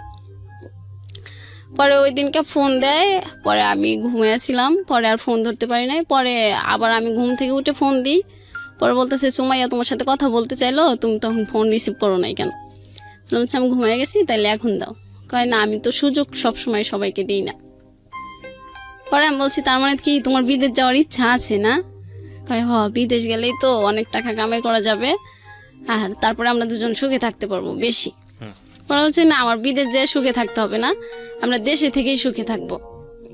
আমি বাড়ি থেকে বলবো, আর বাড়িতে তো সবাই তোমাকে পছন্দ করে, তুমি অনেক সুন্দর, আমিও পছন্দ করি, আর আমাদের বাড়িতে তো সমস্যা নাই, তোমার বাড়িতে সমস্যা হলে তুমি ওটা বলবা বুঝাইয়া। পরে বলছে যে না আর কোনো কথাই হবে না, আমি দেশের বাইরেই চলে যাব। পরে আমি বলতেছি যে না না তুমি বাইরে যেও না, আমি তোমার পায়ে ধরি, আমি তোমাকে ছাড়া থাকতে পারবো, মানে তোমার একদিন কথা না শুনলে আমি থাকতে পারবো না। আমি এরকম মানে ওর ভালোবাসা ভিক্ষাও চাচ্ছি, যে তুমি আমাকে শুধু তোমার ভালোবাসা ভিক্ষে দাও, আর আমি তোমার বাড়িতে কাজের মানুষ হয়ে থাকবো, কিন্তু তাও তুমি ছেড়ে যেও না, আর তুমি বিদেশ গেলে আমার সাথে আর যোগাযোগ করবা না। পরে বলতেছে যে আচ্ছা দেখি, আর পরে বলতেছে যে একদিন আমি তোমার সাথে সারা রাত কথা বলবো। পরে আমি বলছি যে আচ্ছা ঠিক আছে, তাইলে আমি ও বলতেছে যে আমার ফোনে কিন্তু টাকা নাই। পরে আমি ওই দিনকে আমার ফোনে মিনিট ভরে রাখি, 100 টাকায় 300 মিনিট দিত তখন। পরে আমি মিনিট ভরে ওর ফোনের অপেক্ষায় থাকি, ও কখন একটা মিস কল দেবে আমি ফোন দেব। ওই দিন আমি অফিসেও যাই না, আমার রাতের ডিউটি ছিল মনে হয়। আমি অফিস বাদ দিয়ে ওর ফোনের অপেক্ষায় থাকি, ওর তার খবর নাই। পরে আমি পরের দিন সকালে ফোন দিয়ে বলতেছে আমি তো সারা রাত পিকনিক খাইছি, এই জন্য আর তোমাকে ফোন দিতে পারি নাই। পরে আমি বলছি আচ্ছা ঠিক আছে, আমি বুঝতে পারছি, কোনো সমস্যা না হলে তুমি এরকম করতে না। পরে বলতেছে তো তুমি তো বুঝতে পারছো। পরে একদিন আমি আমার জন্য কেমন লাগতেছে। দুপুরবেলা শুয়ে আছি, পরে আমার আপু যেন কি রান্না করে নিয়েছিল, পরে ওইটা শুকে আমার বমি চলে আইছিল। পরে আপু যেন কি রান্না করছিল, পরে আমার বমি আসে, পরে আমি বাইরে যাই। পরে আমার ফ্রেন্ডটা বসে থাকে বাইরে, পরে বলতেছে কি ব্যাপার ডলিমণি এরকম করতেছো কেন? পরে আমি বলতেছি কেন জানি রে, এই তরকারিটার গন্ধ ভালো লাগে না আমার, এই জন্য বমিটা আইছে। ওরাও কইতেছে যা হা আপনার তো কি যেন বলতেছে, একটা উদাহরণ দিল ওদের দেশের, এই যে চালের মধ্যে হালি কত রঙ দেখালি, আমারে বলতেছে আমি নাকি অনেক রঙ দেখাই। পরে বললাম এর মানে তো বুঝলাম না। পরে বলতেছে আর কত ঢং করে লুকায় রাখা যায়। আমি বললাম তোদের কথা কিন্তু আমি কিছুই বুঝতেছি না। পরে বলতেছে তুমি তো এখন বুঝতে পারবা না। পরে আমি বললাম এখন বুঝতে পারবো না মানে? যা তুই আরো 7 দিন আমার সাথে কথা বলবি না, তুই খালি উল্টা পাল্টা কথা বলস। কয় হ্যাঁ এখন রবিউলের কথা বললেই তো তোমার শরীরে আগুন জ্বলে যায়। পরে আমি বলছি জানোই তো রবিউলের কথা খারাপ কিছু বললে আমার খারাপ লাগে, তাই বলো কেন? পরে বলতেছে ঠিক আছে তুমি একদিন রবিউলের কথা বলবা। পরে আমি আবার একদিন অফিসে যাই, আমি যেন কেমন হয়ে গেছি। পরে আমার মেডিকেলে আনছে, মেডিকেলে এনে বলছে যে তোমার তো শরীর দুর্বল, খাওয়া লাগবে ঠিক মতো, না খাইলে তুমি অসুস্থ হয়ে যাবা, ঠিক মতো খাবা। পরে আমি অফিস থেকে ওই দিনকে ছুটি দিয়ে দেয় আমাকে। পরে ছুটি দিলে আমি রবিউলকে বলি রবিউল আমার যেন কেন এখন কেমন লাগে। পরে রবিউল বলতেছে কেন কেমন লাগে, মনের ভিতর খারাপ লাগে নাকি? পরে আমি বলছি না আমার শরীরটাই যেন কেমন লাগে। পরে বলতেছে ও এরকম একটু হয়, গরম তো, এই গরমে সবার শরীরটা কেমন যেন কিরকম যেন হয়ে যায়। পরে আমি বলছি না বোকা গরম কই, রুমে তো সবসময় ফ্যান চলে। পরে বলতেছে যে কি জানো জানি না তোমার এরকম 9-6 কথা, রাখো ফোন রাখো। পরে আর আচ্ছা রেখে দিলাম। পরে আমার বান্ধবী, ওই বান্ধবীটাই আবার আমার কাছে আসলো, এসে বললো যে আচ্ছা ডলিমণি তুই সত্যি করে একটা কথা বলবি? পরে আমি বলছি কি বল? বলতেছে তুই কি রবিউলের সাথে শারীরিক সম্পর্ক করছোস? পরে আমি বলছি হ্যাঁ। পরে কইতেছে যে তাইলে মনে হয় তোর বাবুটা হইছে, নাহলে তুই এরকম করিস কেন? তোর চেহারা তো আগে সুন্দর ছিল, এখন যেন কেমন হয়ে যাচ্ছে। এটা কে বলেছে আপনাকে? আমার ফ্রেন্ড আপনাকে জিজ্ঞেস করছে? পরে আমি ওর কাছে সব কিছুই বলি। রবিউল আমাকে কখন কয়টা চুমা দেয়, কখন কয়বার আই লাভ ইউ বলে, কয়বার কাক পাখি ডাকে, সব কিছু আমার ওই ফ্রেন্ডের কাছে আমি বলি, একসাথে ডিউটি করি। পরে বলতেছে যে আচ্ছা তাইলে তুই একটা কাজ করতে পারস। আমি বলছি কি? বলতেছে এটা তুই তোর আপুদেরকে বলতে পারস। পরে আমি বলছি না রে আপুদেরকে বললে আমার মাইরে ফেলাইব, তুই বলেও এই কথা বলিস না। পরে বলতেছে তোর বলতে যদি সমস্যা হয় তা আমি বলি। আমি বলছি না তোর পায়ে ধরে এটা বলিস না, তাইলে আমার এইখানে রাখবেই না, আমাকে বাড়িতে পাঠাই দিবে। পরে আমি বলতেছি না এটা বলিস না, তাইলে আমার বাড়িতে পাঠাই দিব, আর আমি তো বাড়িতে গেলে রবিউলের সাথে কথা বলতে পারবো না।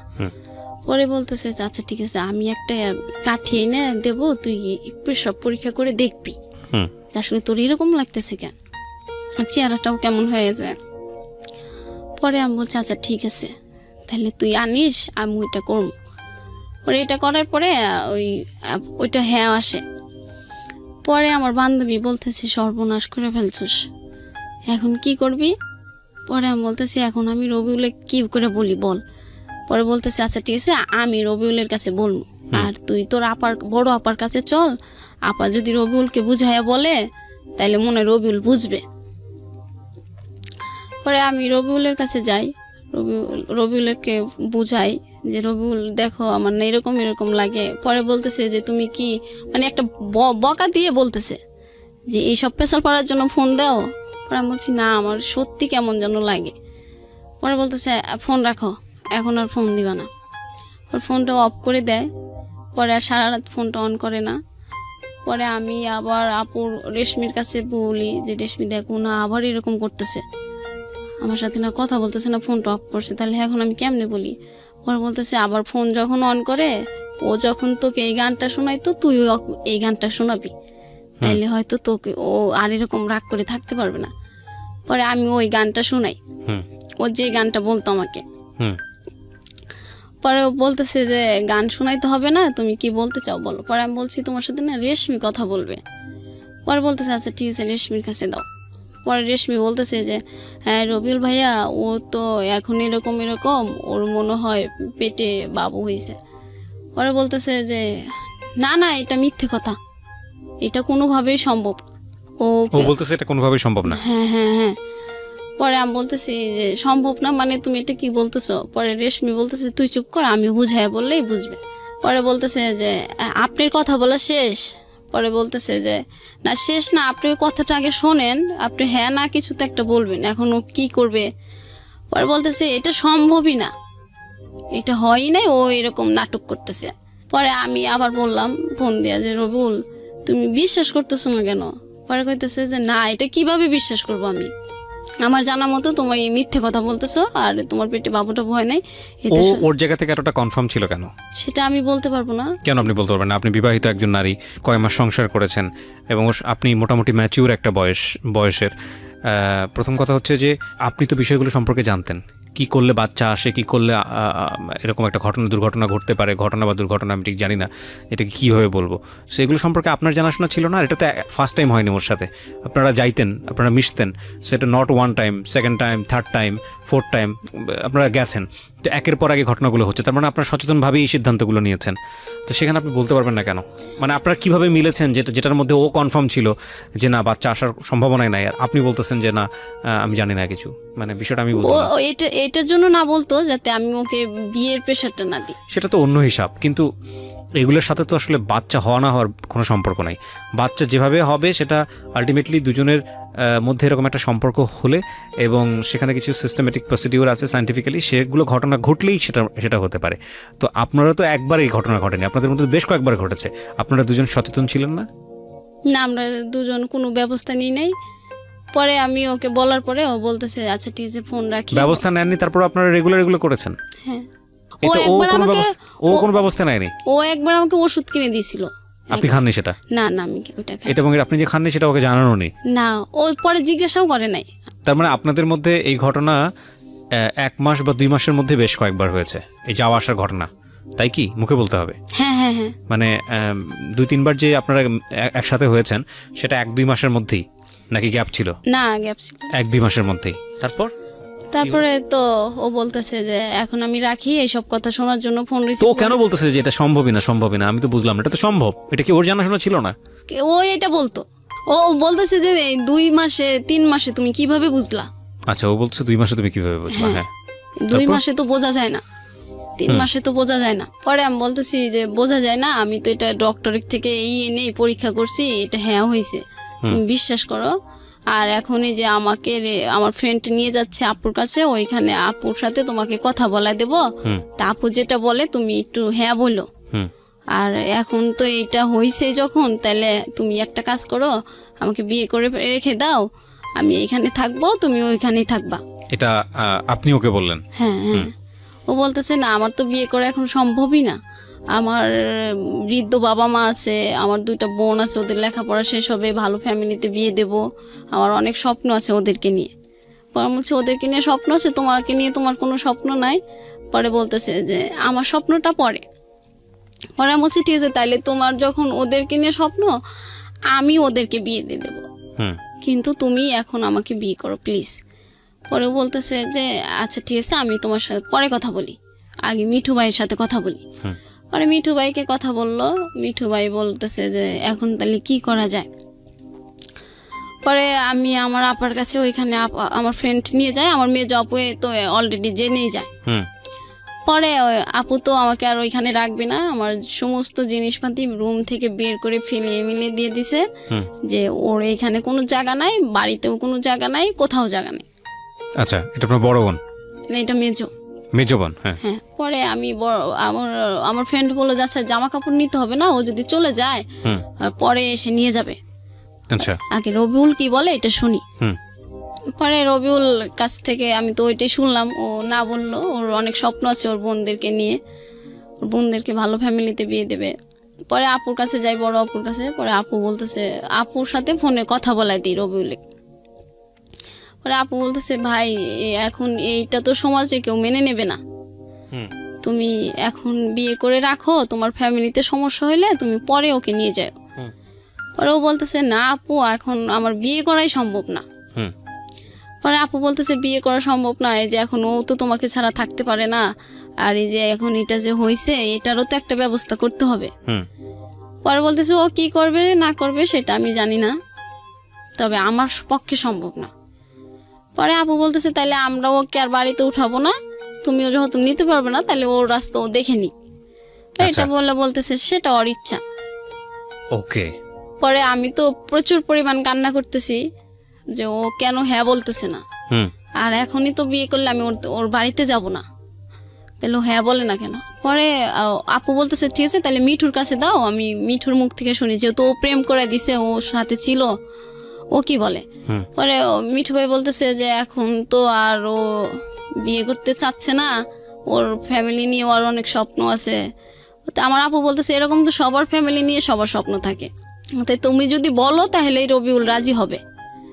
পরে রবিউল বলতেছে যে না সম্ভবই না। পরে আমি আপু বলতেছে তাহলে ওকে আমরা কোথাও কই যাবে না যাবে সেটা ও জানে। পরে আমি বললাম রবিউল তাহলে আমি তোমার এখানে চলে আসি। হুম পরে বলতেছে তুই যদি এখানে আসস তাহলে আমি সুসাইড করব। তুই তুকারি করতেছে। হ্যাঁ হ্যাঁ। পরে আমি বলতেছি তুমি সুসাইড করবা কি, তুমি যদি এখন এটা মেনে না নাও আমাকে তো কোথাও নেবে না, আপু মেজ আপু বের করে দিচ্ছে, বড় আপু নেবে না, আর মা তো অসম্ভব। হুম তাইলে এবার আমি সুসাইড করব তোমার ওইখানে এসে তোমার সামনে, হুম তুমি দেখো। এটা বলার পরে ও তো আরো খেপে গেল, আমি ওর ওইখানে যায় কেন সুসাইড করতে চাইলাম হুম আর কেন ওইখানে আসতে চাইলাম, এটা আমার দোষ, এটা কি বাচ্চা টাচ্চা কিছুই হয় নাই, এটা একটা নাটক, শুধু ওকে- বিয়ে করানোর জন্য, হ্যাঁ, বিয়ে করার জন্য এটা করতেছে। হ্যাঁ। বিয়ে করার জন্য এটা করতেছি। আমি আমি মানে ওর মতো আর ছেলে পাবো না, ও আমার কাছে অনেক সুন্দর এটা বলি, আর সুন্দর ছেলে তো তোকে কেউ বিয়ে করবে না, হুম এই জন্য এখন নাটক শুরু করছিস। পরে আমি আবার আপুকে বললাম যে আপু আচ্ছা আজকে তুমি আমার কাছে তোমার কাছে নিয়ে যাও, পরে আমি আবার ওকে রাত্রে ফোনে বুঝাবো। হুম পরে ও বলতেছে আমি এখন চলে যাব বাড়িতে, বাড়িতে গেলে ফোন অফ থাকবে। পরে আমি বলতেছি না রবিউল তুমি আমাকে 10টা মিনিট সময় দাও, আমি বাসায় যেয়ে তোমাকে ফোন করব। হুম পরে ও বলতেছে আচ্ছা ঠিক আছে। পরে আমি বলছি তুমি আমাকে বিয়ে করবে না, পরে বলতেছে না। পরে আমি বলতেছি তাহলে আমি তোমার এখানে এসে যদি সুসাইড করি তাও না, কয় না তাও না। পরে আমি বললাম তাহলে কি তুমি আমার সাথে আর সম্পর্ক রাখতে চাও না? পরে বলতেছে যে না রাখতে চাই না। পরে যখন আমি বললাম আচ্ছা ঠিক আছে তুমি আর আমার সাথে সম্পর্ক রাখতে হবে না, তুমি ভালো থেকো, আমি বাচ্চাটার ব্যবস্থা আমি করব, আর আমি তোমাকে কখনো ফোন দেব না, হুম আমি আমার ভাগ্যকে মেনে নিলাম। পরে বলতেছে যে কি ব্যাপার তুমি এত এই বললা বাচ্চা হয়েছে আবার এত সহজে ভাগ্য মেনে নিলা, এই যে তুমি নাটক করলা আমার সাথে এতক্ষণ, আমার এই কষ্ট দিলা, প্যারার ভিতর রাখলা। পরে আমি বলতেছি তুমি এখন এসব কথা বলতেছো কেন?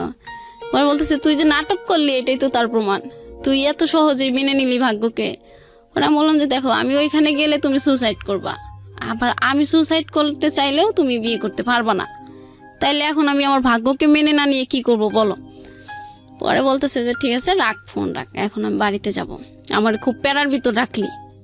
এটা বলে ফোন কেটে দেয়। আমি ওইখানে রাত্রে থাকি। পরে একটা আপু বিশ্বাস করে না, পরে একটা ডাক্তারের কাছে নিয়ে যায়। পরে ডাক্তার বলে হ্যাঁ। পরে আপু অনেকগুলো ওষুধ কিনে আমাকে দিয়ে দেয় যে বাচ্চাটা যেন, ও যেহেতু ছেলে তোমাকে আর বিয়ে করতে চাচ্ছে না, তাহলে এটা তুমি নষ্ট করে চাকরিটা করো, আর ওইখানেও তো তোমাকে রাখবে না বাচ্চা সহ। পরে আমি বললাম আচ্ছা ঠিক আছে, তা ওষুধ কিনে দেয়। পরে আমি ওষুধগুলো নিয়ে আমি সিরাজগঞ্জ চলে যাই। সিরাজগঞ্জ শহরে চলে যাওয়ার পর মানে ওইখানে যাওয়ার পরে আমি একটা বাসায় যাই। বাসায় যাই বলি যে আমি এই বাসাটায় থাকলে তাইলে আর কেউ কোনো সমস্যা করবে না। ও আমার আপু আমার ফোন রেখে দেয় যে ফোন থাকলেই তোমার রবিউলের কথা মনে পড়বে, তুমি রবিউলের ছবি দেখবা, ওর স্মৃতিগুলো তোমার চোখে ভাসবে, ওর সাথে কথা বলতে ইচ্ছা করবে। তোমার ফোন নাই, তুমি এখন থেকে যে টাকা বেতন পাবা সব টাকা হাতে দিয়ে দিবা তোমার মেজো বোনের কাছে। পরে এখন আমি বললাম যে এখন তো আর মোবাইল চাওয়া যাবে না, এখন রাগের মাথায় আছে ঠিক আছে মোবাইল নিয়ে নিই। পরে আমি যখন চলে যাই আমার আর খুঁজে পাই না। পরে আমি আমার একটা সিম ওইখানে যাই একটা ফোনে উঠাই। পরে দেখি যে সবাই ফোন দিচ্ছে পাগলের মতো আমার ফ্যামিলির। পরে আমি বলছি যে আমাকে ফোন দিচ্ছ কেন? পরে বলতেছে ফোন দিতেছি মানে তুই তুই ঢাকাতে যাস নাই, তুই বাড়িতে চলে গেছিস না কোনে গেছিস বলস না কেন? পরে আমি বলতেছি না আমার ফোন কেড়ে নিয়েছো, আমি আর যাব না। পরে বলতেছে তুই ফোনের কারণে এই আমাদেরকে ছেড়ে চলে গেলি, কোন না কোন দূরে আমরা সারা রাত তোর টেনশন করলাম। আচ্ছা ঠিক আছে তুই চলে আয়, আমি তো ফোন দিচ্ছি। পরে বলছি ঠিক আছে, ফোন দিলে আমার শর্ত আছে। পরে বলতেছে কি শর্ত? আমি বলছি যে আমি এই বাচ্চা নষ্ট করতে পারবো না। পরে আমার আপু বলতেছে বাচ্চা না নষ্ট করে তুই কীভাবে থাকবি? এই ছেলে যদি তোকে বিয়ে করে রাখতো তাহলে তুই থাকতে পারতি, বিয়ে করছে এখন বাচ্চা নিয়ে থাকতেছি, জামাই অনেকদিন পর মেনে নেবে। পরে বললাম যে এত কিছু বুঝি না, তোমরা যদি এতে রাজি হও তাহলে আমাকে বলো, আমি আসতেছি। পরে বলতেছে আচ্ছা ঠিক আছে। পরে এটা বলে ওরা আমাকে মানে ধরবে। পরে আমি আসলাম আবার ওইখান থেকে, সিরাজগঞ্জ থেকে আমি কিন্তু বাড়িতে যাইনি। পরে আসলাম, আসার পরে বলতেছে যে এই যে ফোন দিলাম, এই যে ফোনের সিম দিলাম, সব কিছু দিলাম, এখন তুমি তোমার জীবনের কোনটা ভালো হয় সেটা তুমি বেছে নিতে পারো। আর রবিউল যদি তোমাকে ভালোই বাসতো তাহলে ও কিছু না কিছু একটা ভালো হ্যাঁ বা না দুটোর একটা বলতো যে ডলিমণি তুমি এটা করো, আমরা সম্পর্কটা আগের মতোই থাকবে। ওই রবিউল তো কিছু বললো না। পরে আমার আপু আমাকে গাড়িতে উঠায় দিল, আর গাড়িওয়ালাকে বলে দিল ভাই একে মাওনা নামায় দিবেন, এ যেন অন্য কোথাও না যায়। পরে গাড়িওয়ালাটা চলে গেল লোক ডাকতে। পরে আমি আবার গাড়ি থেকে নেমে আবার চলে যাই সিরাজগঞ্জ। ওইখানে গেলে আমাকে যে ওষুধগুলো দিছে ওইটা আমার ফ্রেন্ডটা হোক আপু হোক খাওয়াবে। পরে আমি ওইখানে চলে যাই। পরে আমার একটা ওইখানে ফুফু ছিল, ওইখানে আমি বলি যে ফুফু আমি তোমার এই বাসায় থাকবো এখন। পরে বলতেছে কে তুই জব করবি না? পরে আমি বলছি না জবটা আর করবো না। পরে বলতেছে আচ্ছা ঠিক আছে তাহলে এখানে থাকতে পারোস। পরে আমি বলতেছি আর কখনো কিন্তু যাব না, তোমার এখানেই থাকবো। পরে বলতেছে ঠিক আছে তাহলে আমি তোকে বিয়ে দিয়ে দেবো। পরে বলতেছি যে আচ্ছা ঠিক আছে। পরে ওই আমি খাই না তো, কিছু খাইতে ভালো লাগে না, আর খালি ঘুম আসে। আচ্ছা। পরে ফুবু বলতেছে কি ব্যাপার তুই খাস না কে? তুই যে পরিমাণ চুরি করে খাবার খাইতি এখন তোর সামনে থাকলে তুই খাস না। বাচ্চাটা তখনও পেটে? হ্যাঁ হ্যাঁ। পরে আমি ফুপুরে বললাম যে ফুপু এই ঘটনা, এই ছেলে তো এখন আমাকে বিয়ে করতে চাচ্ছে না। পরে ফুপু বলতেছে আচ্ছা বিয়ে করতে না চাইলে এরও সমাধান আছে, তুই এটা নষ্ট করে ফেল তাইলে আর আমার এখানে থাকবি, কোনো সমস্যা হবে না। পরে ভালো দেখে আমরা একটা বিয়ে দিয়ে দেবো তোকে। এটা বলার পরে আমি বললাম কি বলে, আমি যার জন্য এখানে চলে আসলাম জব ছেড়ে, সেও বলতেছে বাচ্চা নষ্ট করতে। পরে রবিউল ওই দিন ফোন দিল, ফোন দিয়ে বলতেছে কই তুমি? পরে বললাম যে আমি ফুপুর বাসায় আইছি। কেন? পরে বলতেছে যে আমার ফ্রেন্ড তোমার সাথে কথা বলবে, আজম। পরে বলতেছে যে আমি বললাম যে আজম কি কথা বলবে? তো আমি জাগ দিয়ে ভূত ছাড়াবো, সেই তো ভূত, আমি আজমের সাথে কি বলবো? পরে বলতেছে প্লিজ 1 মিনিট কথা বলো। পরে আমি বললাম আচ্ছা ঠিক আছে। পরে আজম বলতেছে যে ডলি তুমি এরকম পাগলামি করতেছো কেন? আর এরকম এই কয় দিনে কি কারো বাচ্চা হয়? পরে আমি বলছি যে ভাইয়া আপনিও বিশ্বাস করলেন না। পরে আমাকে বলতেছে রবিউল যেটা বলছে আমি তো সেটাই বলতেছি। পরে বলছে ও রবিউলের কথা বিশ্বাস হলো আর আমার কথা বিশ্বাস হলো না। পরে বলতেছে না। পরে আমি বলতেছি তাইলে ও বলতেছে রবিউল তো একটা চাকরি নেবে, পরে তোমাকে বলি বিয়ে করবে 2-3 মাস পর, এই যে আমার কাছে বললো। পরে এটা বলার পরে আমি তো খুব খুশি। পরে আমি বলছি ঠিক আছে তাইলে তো আমার আর কোনো টেনশনই নাই, আমার তাহলে এটা আর কিছু এটা নিয়ে আর কোনো টেনশন নেই। পরে আমি বলছি রবিউল কি নিজের মুখে বলছে? পরে বলছে হ্যাঁ। পরে আমি বলছি তাহলে রবিউলের কাছে দেন। পরে রবিউলের কাছে দেওয়ার আগে বলতেছে যে শোনো তুমি যে চাকরিটা করো ওইখানে চলে যাও, চলে যায় তুমি রবিউল তোমারই থাকবে, ও তো তোমার। পরে বলতেছে যে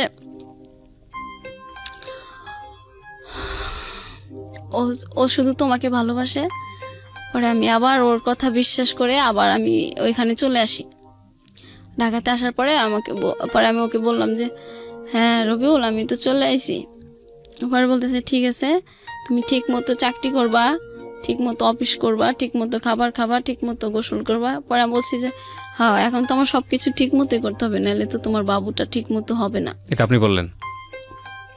পরে বলতেছে এই জন্যই তোমার সাথে আমার কথা বলতে ইচ্ছা করে না, তুমি কথায় কথায় মিথ্যে কথা বলো, নাটক করো, অভিনয় করো।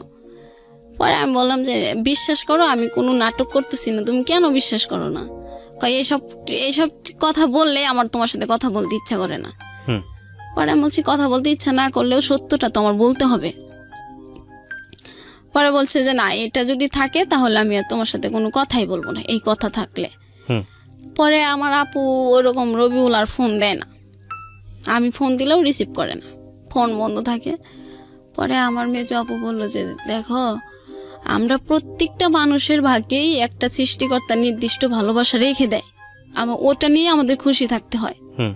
আর তুমি রবিউলের যে ভালোবাসাটা পাইছো ওটা নিয়ে খুশি থাকো, এর চেয়ে বেশি ভালোবাসা পাওয়া যায় না জোর করে। পরে আমি বললাম না আপু, তুমি এটা কি বলো, ও তো আমাকে অনেক ভালোবাসে, ওর মতো ভালো মানুষই হয় না। পরে বলতেছে ও যদি তোমাকে অনেক ভালোবাসতো তাহলে এই সময়টা তোমার পাশে থাকতো। পরে আমি বলছি যে না, ও হয়তো কোনো সমস্যা, এই জন্য আমার কাছে থাকতেছে না। পরে আমার আপু একটা কথা বলছিল যে আমাদের ভালোবাসাটা সবসময় ঠিক হয়, আমরা শুধু ভুল মানুষকে কিছু সময় ভালোবেসে ফেলি। এটা বলার পরে আমি প্রচুর পরিমাণ কান্না করি।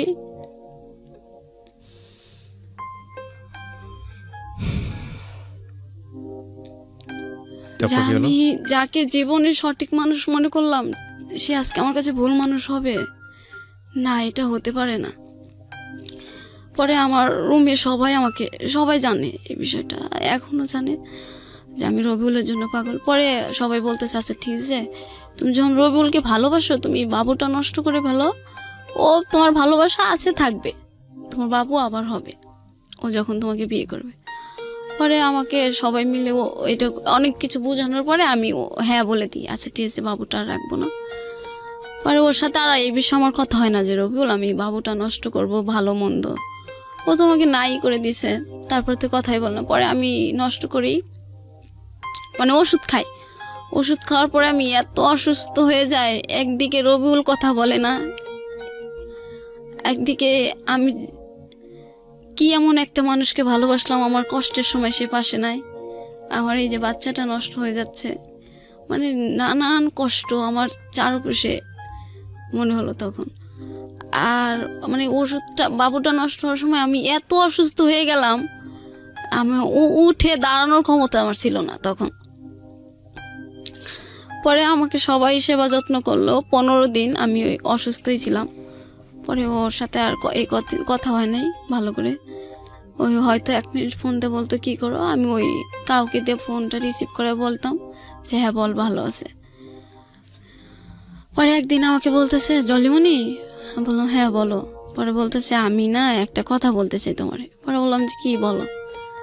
বলতেছে আচ্ছা আমরা কালকে সারা রাত কথা বলবো, তখন তোমার সাথে কথা বলবো। পরে আমি বললাম যে ঠিক আছে, তোমার ফোনে কি টাকা আছে? পরে বলতেছে না। পরে আমি বললাম আচ্ছা ঠিক আছে, আমি ফোন দিবনি, তুমি কখনো হয় আমাকে একটা SMS করে জানিয়ে দিও।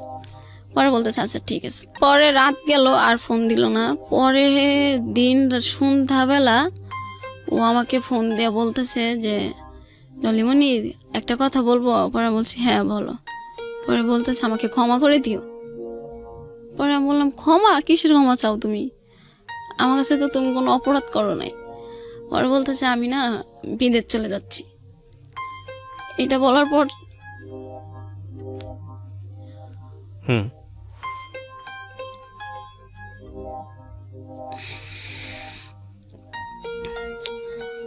এটা বলার পরে আমি এত পরিমাণ চিৎকার করি, মানে আমার ফ্লোরের সবাই, উপরতলার লোকও চলে আসে, নিচতলার লোকও চলে আসে যে কি হয়েছে। ওরা সবাই ভাবছিল যে কেউ মারা গেছে। আমি এ পরিমাণ কান্না করি। পরে আমি বলি যে রবিউল প্লিজ আমাকে ছেড়ে যেও না। পরে বলতেছে না, আমি তো, তুমি এখন যদি আমাকে 1000 বার বলো তাও আমি এখন আর থাকতে পারবো না, আমার চলে যেতে হবে। পরে আমি বলছি যে তুমি যাচ্ছ আমাকে এটা বলো না কেন? এটা যদি আমি বলতাম তাহলে তুমি এয়ারপোর্ট চলে আসতা, আর এয়ারপোর্টে এসে একটা চিনখেট করতে, এটা আমি চাইনি। পরে বলছি না আমার বিশ্বাস হচ্ছে না, তুমি আমার সাথে মজা করছো। পরে বলতেছে ঠিক আছে তাহলে তুমি আমার ইমোতে ফোন দিয়ে দেখো। পরে আমি ফোন দিয়ে দেখলাম ও সত্যি সত্যি এয়ারপোর্টে। এটা দেখার পরে তো আমি আবার প্রচুর পরিমাণ কান্না করি। কান্না করে বলতেছি যে রবিউল তুমি প্লিজ যেও না, এখনো তুমি চলে এসো, প্লিজ আমাকে ছেড়ে যেও না, আর তোমাকে আমি দেশেই রাখবো, ভালো রাখবো, তোমার 2 বোনকে আমি বিয়ে দিয়ে দেবো।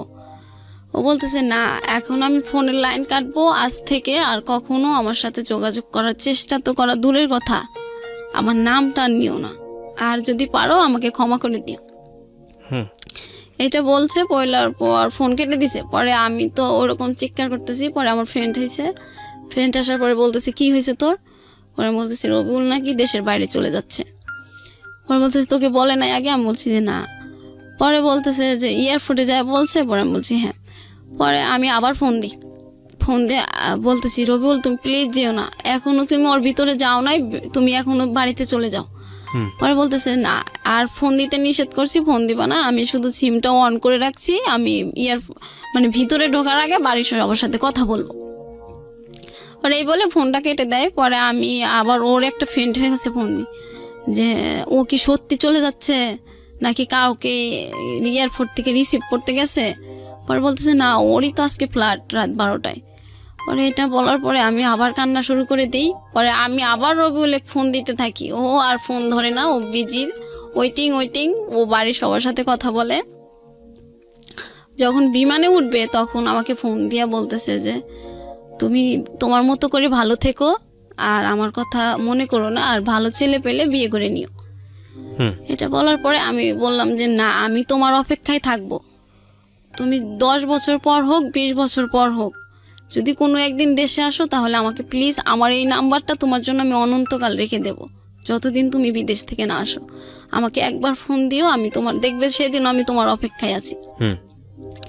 এটা বলার পরে ও বলতেছে ঠিক আছে, আমি রেখে দিলাম, আর কখনো কথা হবে না। পরে আমি বললাম ঠিক আছে, তুমি যখন আর কথা বলতে চাও না তাইলে ওইখানে যায় 1 মিনিট আমার সাথে ফোনে কথা বললো, তুমি মানে বিদেশ গেছো, আমি তাতেই খুশি থাকবো। পরে এটা বলার পরে ও বলতেছে যে আচ্ছা ঠিক আছে, আমি এটা করতে পারি। পরে যায়, গেলে পরে আর তো 2-1 দিন ফোন দেয় না আমাকে। আর আমি শুধু ওর ফ্রেন্ডদেরকে ফোন দিয়ে জিজ্ঞাসা করি রবিউল কি তোমাদেরকে ফোন দিছে? পরে বলতেছে না আমি, ও তো আমাদেরকে ফোন দেয় নাই। পরে বললাম ও ফোন দেয় নাই, আমাকেও ফোন দেয় না, তো ওকে একটা তো কিছু জানাবে, ও গেছে কি না, ভালো করে কোথায় আছে না আছে। পরে এটা বলার পরে ও হঠাৎ করে তার পরের দিন ফোন দিছে, 2 দিন পর ফোন দিয়ে বলতেছে ডলিমণি। পরে আমি এটা শুনেই আমি বুঝতে পারি যে এটা আমার রবিউল। পরে আমি বলছি হ্যাঁ রবিউল বলো, আমি তোমার ফোনের অপেক্ষায় আছি। পরে বলতেছে তুমি বুঝলা কেমনে যে এটা আমি? পরে আমি বলতেছি তোমার কণ্ঠ শুনে আমি বুঝতে পারছি এটা তুমি। পরে বলতেছে হ্যাঁ, আমি দেশের কারো কথাই এখন মনে করব না, এখন আমি শুধু টাকার চিন্তা করব, আর তুমি পারলে আমাকে ভুলে যেও, আমি ভালোভাবে এসেছি। এটাও বলার পরে আমি আবার অসুস্থ হয়ে যাই। একেতে ও চলে যায়, আর কথা হয় না, এই এক টেনশন। আর ওর সাথে কথা না বললে তো আমি থাকতেই পারতাম না। আমার বাবুটা নষ্ট করছি, এটার এক কষ্ট। বাড়িতে সবার কাছে কালারিং হয়েছি, এটার এক কষ্ট। এখন আর কেউ ওইভাবে, মানে আমার কষ্টের সময় যদি ওদেরকে 1000 বলি তাই ওরা আর ওইভাবে নেয় না যে তুমি এরকম কাজ করছো, এটার কষ্ট তোমারই ভোগ করতে হবে। পরে আবার বেশ কিছুদিন আমি এইভাবেই থাকি, চুপচাপ, কারোর সাথে কথা বলি না, খাবার খুব কম খাই। পরে একদিন আমার আপু বলতেছে যে এখন কি রবিউলের আশায় থাকবি নাকি অন্য কারোকে বিয়ে করার চিন্তা ভাবনা করবি? পরে আমি বলতেছি না, আমি ওকে 10 বছর অপেক্ষা থাকতে আমি বলে দিছি, ও 10 বছর পরে দেশে আসা আমার কাছে আসবে। পরে ও বলছে এই কথা তো ও দেয় না, এটা তো তুমি দিছো, ওই ছেলে আর এসে তোমাকে কখনো যোগাযোগ করবে না। এটা বলার পরে আমার অফিস বন্ধ থাকে শুক্রবার, ও একদিন শুক্রবারে ফোন দিছে। ফোন দিয়ে বলতেছে কেমন আছো? পরে আমি বলতেছি হ্যাঁ ভালো আছি। পরে বলতেছে ভালো আছো? আমি বলছি তুমি কেমন আছো? বলতেছে হ্যাঁ ভালো আছি। পরে বলতেছে যে তুমি আমাকে ভুলে যেতে পারতেছো? পরে আমি বলছি যে এটা কি এত সহজে ভোলা যায়? তোমার তো আমি বলছি যে আমি তোমাকে কখনো ভুলতে পারবো না। পরে বলতেছে যে আমি কিন্তু তোমাকে অলরেডি ভুলে গেছি, এইখানে অনেক ইন্দোনেশিয়ার মেয়েরা আছে অনেক সুন্দরী, তোমার মতো আর কাক পাখি না, আর কাউকে কাক পাখি বলে ডাকতে হয় না আমার। পরে আমি বলছি ওদের মতো ফর্সা হইলে তাইলে আমাকে বিয়ে করতা? পরে বলতেছে চিন্তা ভাবনা করে দেখা যাইতো। পরে আমি বললাম এই তুমি তো তাহলে এটা আগে বললে আমি ফর্সা হয়ে যেতাম। পরে বলতেছে যে তাইলে তো তুমি আমাকে কখনো বলো নাই যে ফর্সা হওয়ার কোনো সিস্টেম আছে। বাচ্চাটা কোথায় তখন? বাচ্চাটা তো আমি নষ্ট করছি। বাচ্চাটা যে নষ্ট করছেন এটা ও চেয়েছিল নষ্ট করার কথা, মানে আপনি নাকি আপনি নিজের সিদ্ধান্তে এটা করেছেন? ও তো আমাকে মেনে নিচ্ছে না, তখন আমি আমার সিদ্ধান্তই নিইনি। আলটিমেটলি কোনো উপায় নেই। কি করেছিলেন বাচ্চাটা নষ্ট করতে? আমি ফার্মাসি থেকে অনেক নিজে নিজেই ওষুধ খেয়েছেন নাকি নিজে নিজেই ডাক্তারের সাথে গিয়েছেন, কথা বলেছেন? না, ডাক্তারের কাছে তো আমার আপুই ওষুধ কিনে দিয়েছিল, আমি ওই ওষুধগুলো খাওয়ার পর তো আমি অসুস্থ হইলাম। রুমে সবাই আমাকে সেবা করতেছে আর শুধু বুঝাইতেছে। যাই হোক, ওর সাথে কথাবার্তা বলছেন, তারপর? হ্যাঁ, পরে রবিউলের সাথে আমার কথা হইতেছে। পরে বলতেছে যে শোনো, আমার একটা বাইক থাকবে, একটা সুন্দরী বউ থাকবে, তাহলে সে বাইক চালানোর মজাটাই থাকবে। আর তুমি তো কাক, এই জন্য তোমাকে বিয়ে করাটা হয়নি। এবার আমি দেশে যে একটা সুন্দরী মেয়ে বিয়ে করবো। পরে আমি বলছি যে তোমাকে সুন্দরী মেয়ে বিয়ে করাইতেছে, আমি তো তোমার অপেক্ষায় থাকবো, তুমি দেশে এসে দেখবা আমি তোমার অপেক্ষায় আছি। আর বলতেছে তুমি তো বুড়ি হয়ে যাবা, আমি তো তখন তোমাকে বিয়ে করব না। পরে বলতেছে তুমিও তো বুড়া হয়ে যাবা। পরে বলতেছে যে ঠিক আছে, আমার সাথে আর যদি তুমি কথা বলতে চাও তাইলে আমার ফ্রেন্ড হয়ে থাকতে পারো, আমার গার্লফ্রেন্ড হয়ে থাকতে পারবা না।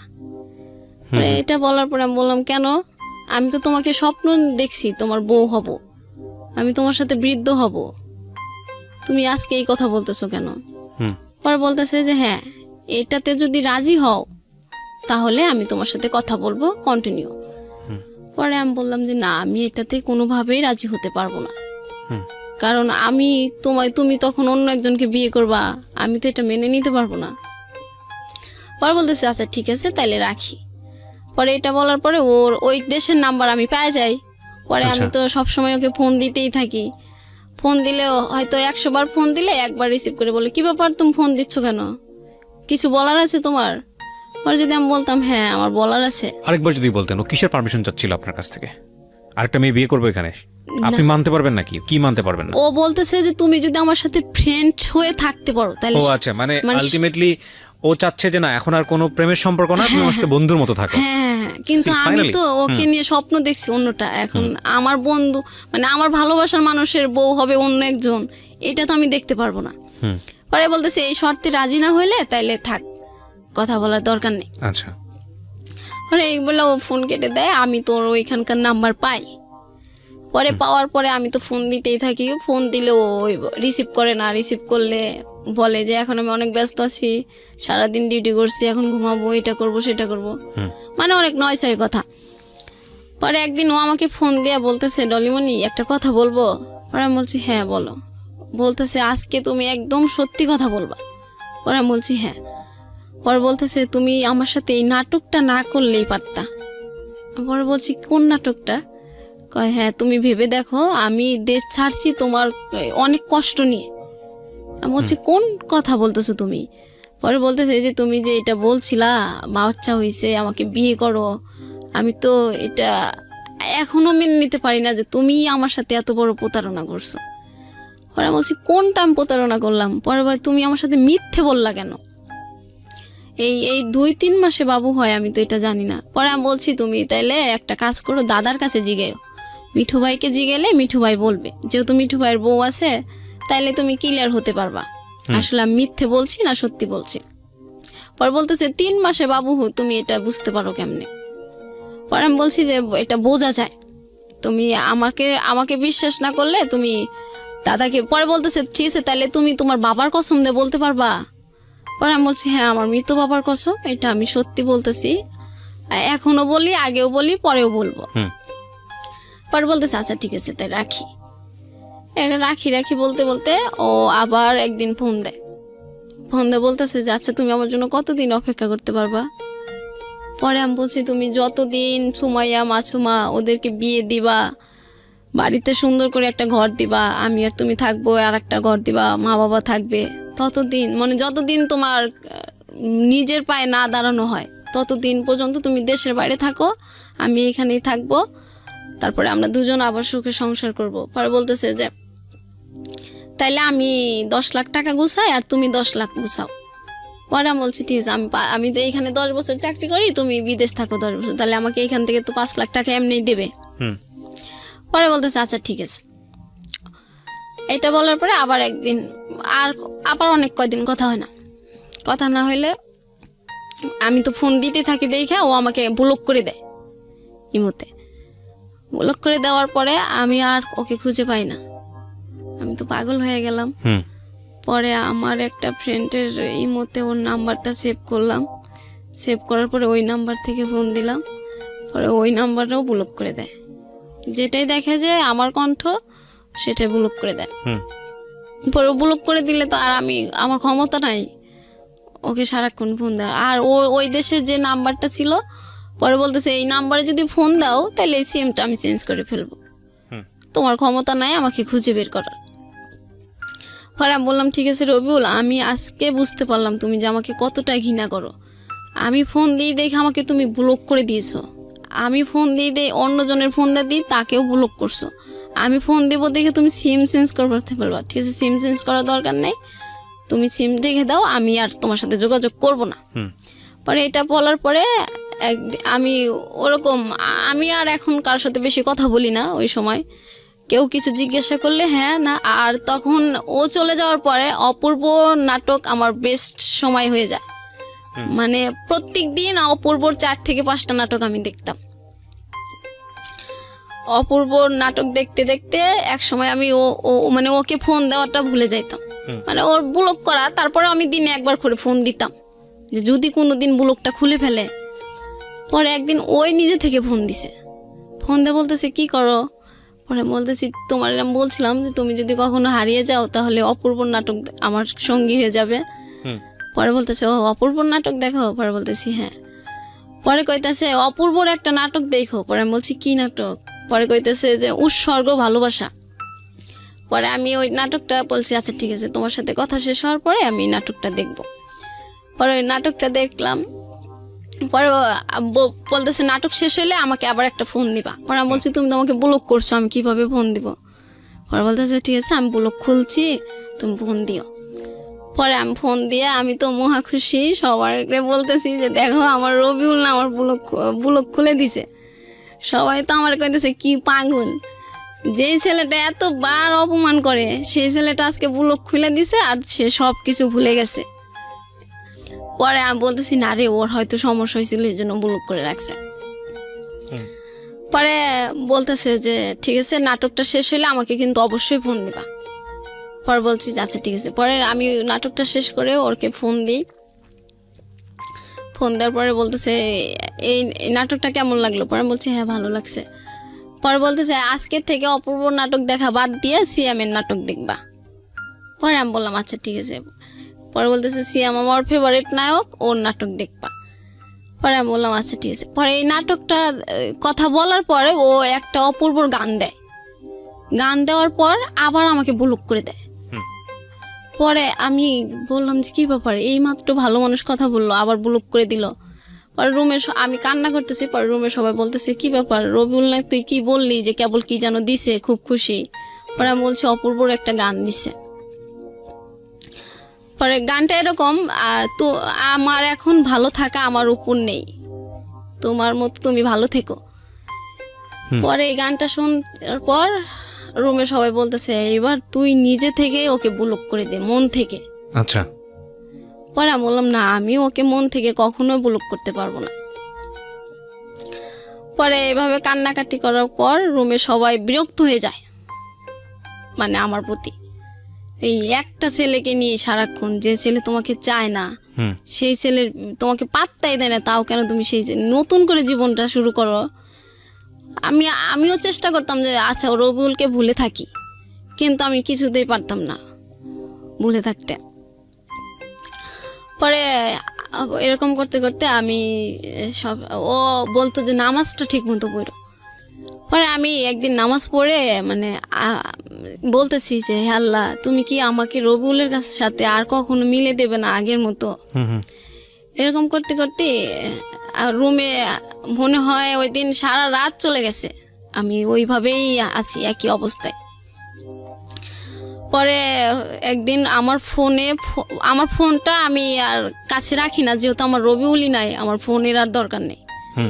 পরে ফোনটা আমি দিয়ে দিই একটা মেয়ের কাছে। ও বলতেছে ঠিক আছে ফোনটা আজকে একটু আমার কাছে দাও, আমার ফোনে চার্জ নাই, তোমার ফোনে সিম ভরে রাখবো, তোমার ফোনে তো 2টা ফোন সিম ভরা যায়। পরে দেখি যে বিদেশ থেকে ফোন আইছে। ওই মেয়ে আর রিসিভ করে নাই, আমার ফোন ও রিসিভ করবে কি না কি বলবে। পরে আমাকে বলতেছে কালকে রাত্রে না তোমাকে একটা ছেলে ফোন দিছিল বারবার, তো ধরি না। বলছি ভালো হয়েছে, ছেলে মানুষের কথা আর বইলো না, ধরো নাই, ভালো করছো। পরে আমি লুডো খেলতেছি মনে হয় আমার ফ্রেন্ডদের সাথে, আর আমি সবসময় লুডো খেলতাম টাকা দিয়ে, আমি কখনো হারতাম না। আচ্ছা, আমি শুধু একবার, এটাও একটা ভালো অভ্যাস না, যাই হোক। হ্যাঁ, বলেন তারপর। হ্যাঁ, পরে পরে দেখি আমার ফোনটা বাজতেছে। পরে আমাকে আমার রুমমেট বলতেছে, জলেপু তোমার ফোন বাজে, যাও ফোনটা রিসিভ করো, নাহলে তোমার মনটা খেলার ভিতর থাকবে না। পরে আমি বলছি, না রে, যার ফোনের অপেক্ষায় থাকি সেই ফোন দেয় না, আর ঘোড়ার ফোন বেজে কি হবে। পরে ওই মেয়ে বলতেছে, ঠিক আছে, আমি ধইরা যদি কোনো অপরিচিত ছেলে হয় তাইলে কিন্তু আমি প্রেম করা শুরু করবো। পরে বলছে ঠিক আছে যা। পরে ও ফোন ধরছে, পরে রবিউল বলতেছে যে আমি রবিউল, এখানে কি ডলিমনি আছে? পরে ওরা বলতেছি, আল্লাহ জলিয়াপু তোমার ফোন, রবিউল। পরে আমি তো ফোনটা রিসিভ করে মানে কি বলবো ওকে, মহা খুশি। পরে বলতেছি, রবিউল তুমি এতদিন পর আমাকে ফোন দিলা? পরে বলতেছে, হ্যাঁ, মাঝে মাঝে মনে পড়লে ফোন দেবো, আমি বলছি না, যখন আমার কথা বলতে ইচ্ছা করবে তখন কথা বলবো, আমি তো তোমাকে না করি নাই কথা বলতে। পরে আমি বলছি, আচ্ছা রবিউল, তোমার ইচ্ছা করলে তুমি কথা বলবা, আর আমার যখন ইচ্ছে করে তখন আমি তোমার ফোনে ফোন দিলে ওই যে আমার ব্লগটা এটা দেখতে হয়, তাহলে কেমন না বলো? পরে বলতেছে, এই জন্য তো তোমার সাথে আমি কথা বলি না, আমি যখন কথা বলবো তখন কথা বলবা, এর বেশি কথা বলবা না। পরে আমি বলছি, আচ্ছা ঠিক আছে কথা বলো। পরে বলতেছে যে আমি তো তোমার ওইটাতে ব্লক করে দিয়েছি, এখন আমি নতুনই খুলছি ইমো, তাইলে তোমার ইমো নাম্বারটা আমাকে দাও, আমি তো তোমার ইমো নাম্বারটা পাচ্ছি না। পরে আমি আমার সাথে সাথে আমার ইমো নাম্বারটা দিয়ে দিই। পরে ও আর ওই দিন ফোন দেয় না, পরের দিন ফোন দিছে। আর ও আমার ইমো নাম্বারটা নেওয়ার পরে আমি ডাটাটা অন করে রাখতাম, যে কখন না কখন ফোন দিয়ে যদি না পায়। পরে ফোন দিয়ে বলতেছে যে আচ্ছা ডলিমনি, আমি বলছি হ্যাঁ বলো। কয় তুমি কি এখন নতুন প্রেম করো? আমি বলছি কেন? কয় না, আমি তো তোমার সাথে কথা বলি না, তাইলে তুমি কিভাবে আছো? পরে আমি বলছি হ্যাঁ প্রেম করি। কয় কার সাথে? আমি কই তোমার ফ্রেন্ডের সাথে। কয় আমার তো কোনো ফ্রেন্ড তোমার সাথে প্রেম করবে না। পরে আমি বললাম কেন? কয় সবাই জানে তোমার সাথে আমার কি কি হয়েছে, আর ওরা কি জেনে শুনে তোমার সাথে প্রেম করবে? পরে বললাম যে তাইলে তো তুমি জানোই আমি আর তোমাকে ছাড়া কাউকে ভালোবাসবো না। পরে বলতেছে যে তুমি আমাকে এখনো ভুলতে পারো না, আমি তো বলছি তোমাকে আমি বিয়ে করব না, তাহলে তুমি ভুলে যাও না কেন? নতুন একটা বিয়ে করো, নতুন বিয়ে করো, আমি তোমাকে অনেক গিফট পাঠাবো, তোমার বাচ্চার জন্য অগ্রিম গিফট পাঠাবো।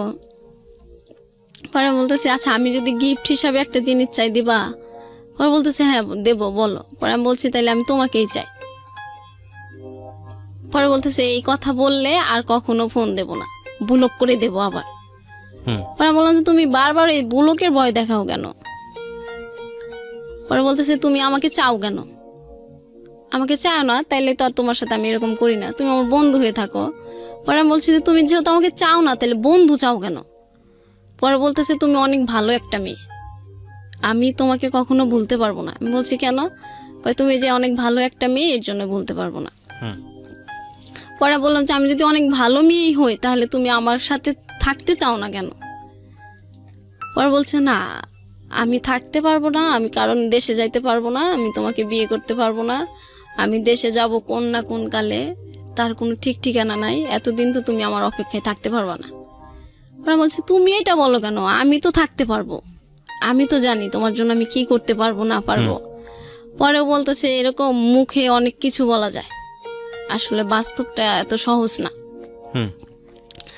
পরে আমি বলছি ঠিক আছে তাইলে আমি, তুমি যেহেতু আমাকে চাওই না তাইলে আজকের থেকে তোমার ব্লক করতে হবে না, আমি এমনিতেই তোমাকে ফোন দেব না, তুমি আর আমাকে ফোন দিয়ে মাঝে মাঝে ফোন দিয়ে এলোমেলো করে দিও না। যদি আমার কাছে ফিরে আসতে চাও কোনো দিন, আমি সেই দিনকেই তোমাকে নেব, কিন্তু এই যে তুমি বন্ধু হবা, এটা হবা সেটা হবা, এরকম ফোন দিয়ে এরকম কথা বললো না, দরকার নাই। রাইট। হ্যাঁ, কারণ আমি একটু নিজেকে যখনই গুছিয়ে নেই তখনই আবার এসে এলোমেলো করে দাও, তুমি তখনই আমাকে এলোমেলো করে দাও। আমি তারপরে আবার 2-3 সপ্তাহ তোমাকে মানে তোমার মানে মাথা থেকে তোমাকে আর বের করতে পারি না। রাইট। যখনই একটু বের করি আবার তুমি এলোমেলো করে দাও। তাইলে এরকম করার চেয়ে একবারে চলে যাওয়াই ভালো। তুমি যাও, সুখে থাকো, আমি এটাই চাই। পরে বলতেছে আচ্ছা ঠিক আছে তাহলে আর আমাদের কথা হবে না। পরে বলতেছে যে বাবার অসুখ, একদিন ফোন দিয়ে বলতেছে বাবার অসুখ, বাড়িতে টাকা দিতে পারি না।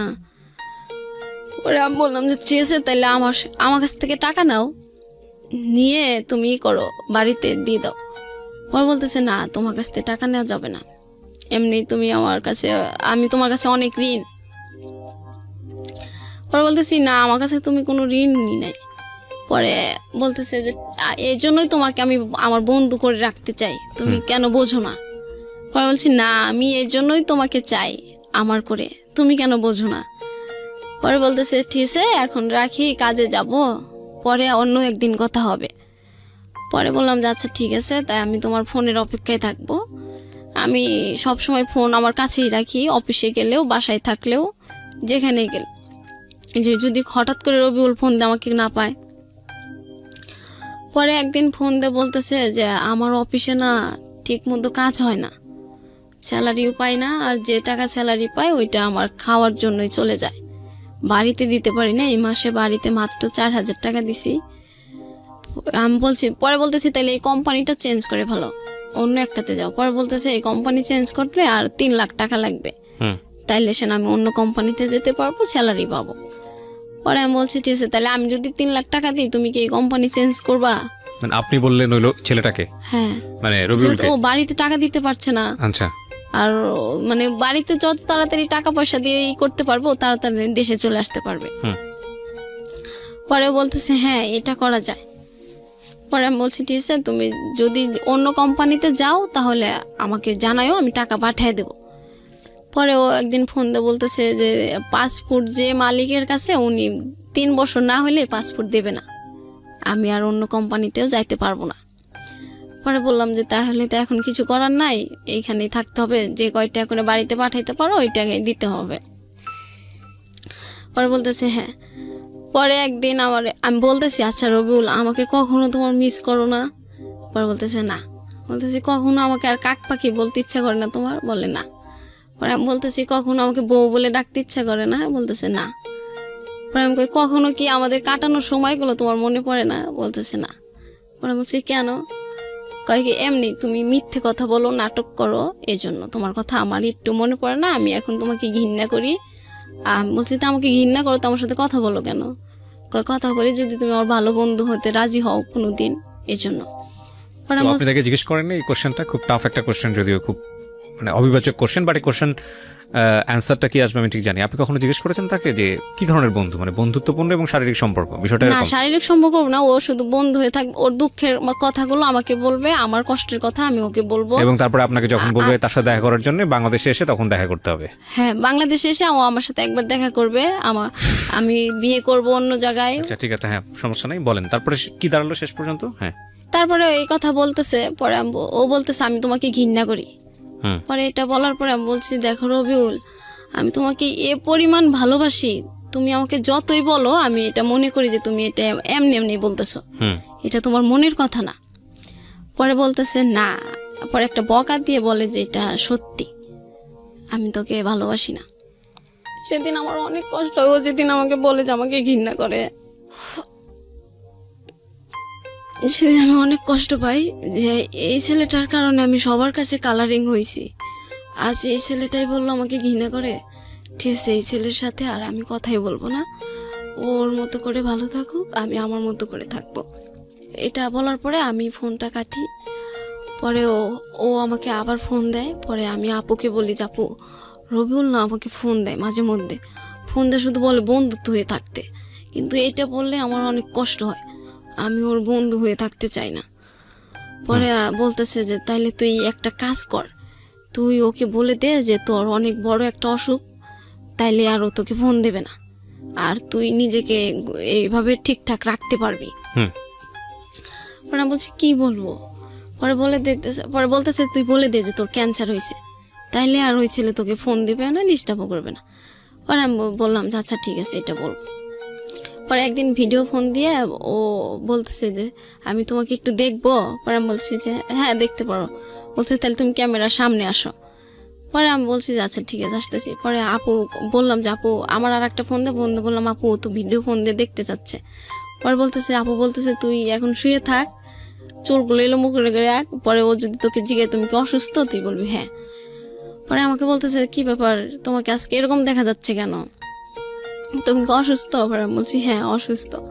পরে বলতেছে তোমার কি হয়েছে?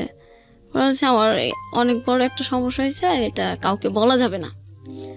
পরে বলতেছে আমাকে বলো। পরে আমি বলতেছি আচ্ছা রবিউল, তুমি কি আমাকে একটা রাত দিতে পারো সময়? পরে বলতেছে কবে চাও তুমি সেই রাতটা? পরে আমি বলতেছি তোমার যেদিন অফিস বন্ধ থাকে তুমি সেই দিন আমার সাথে সারা রাত কথা বলবা। পরে মালয়েশিয়া আবার রবিবার অফ থাকে, প্রত্যেক রবিবার। পরে আমি বলছি যে তাইলে তুমি একটা রবিবারে আমার সাথে কথা বলবা সারা রাত। পরে বলতেছে আচ্ছা ঠিক আছে।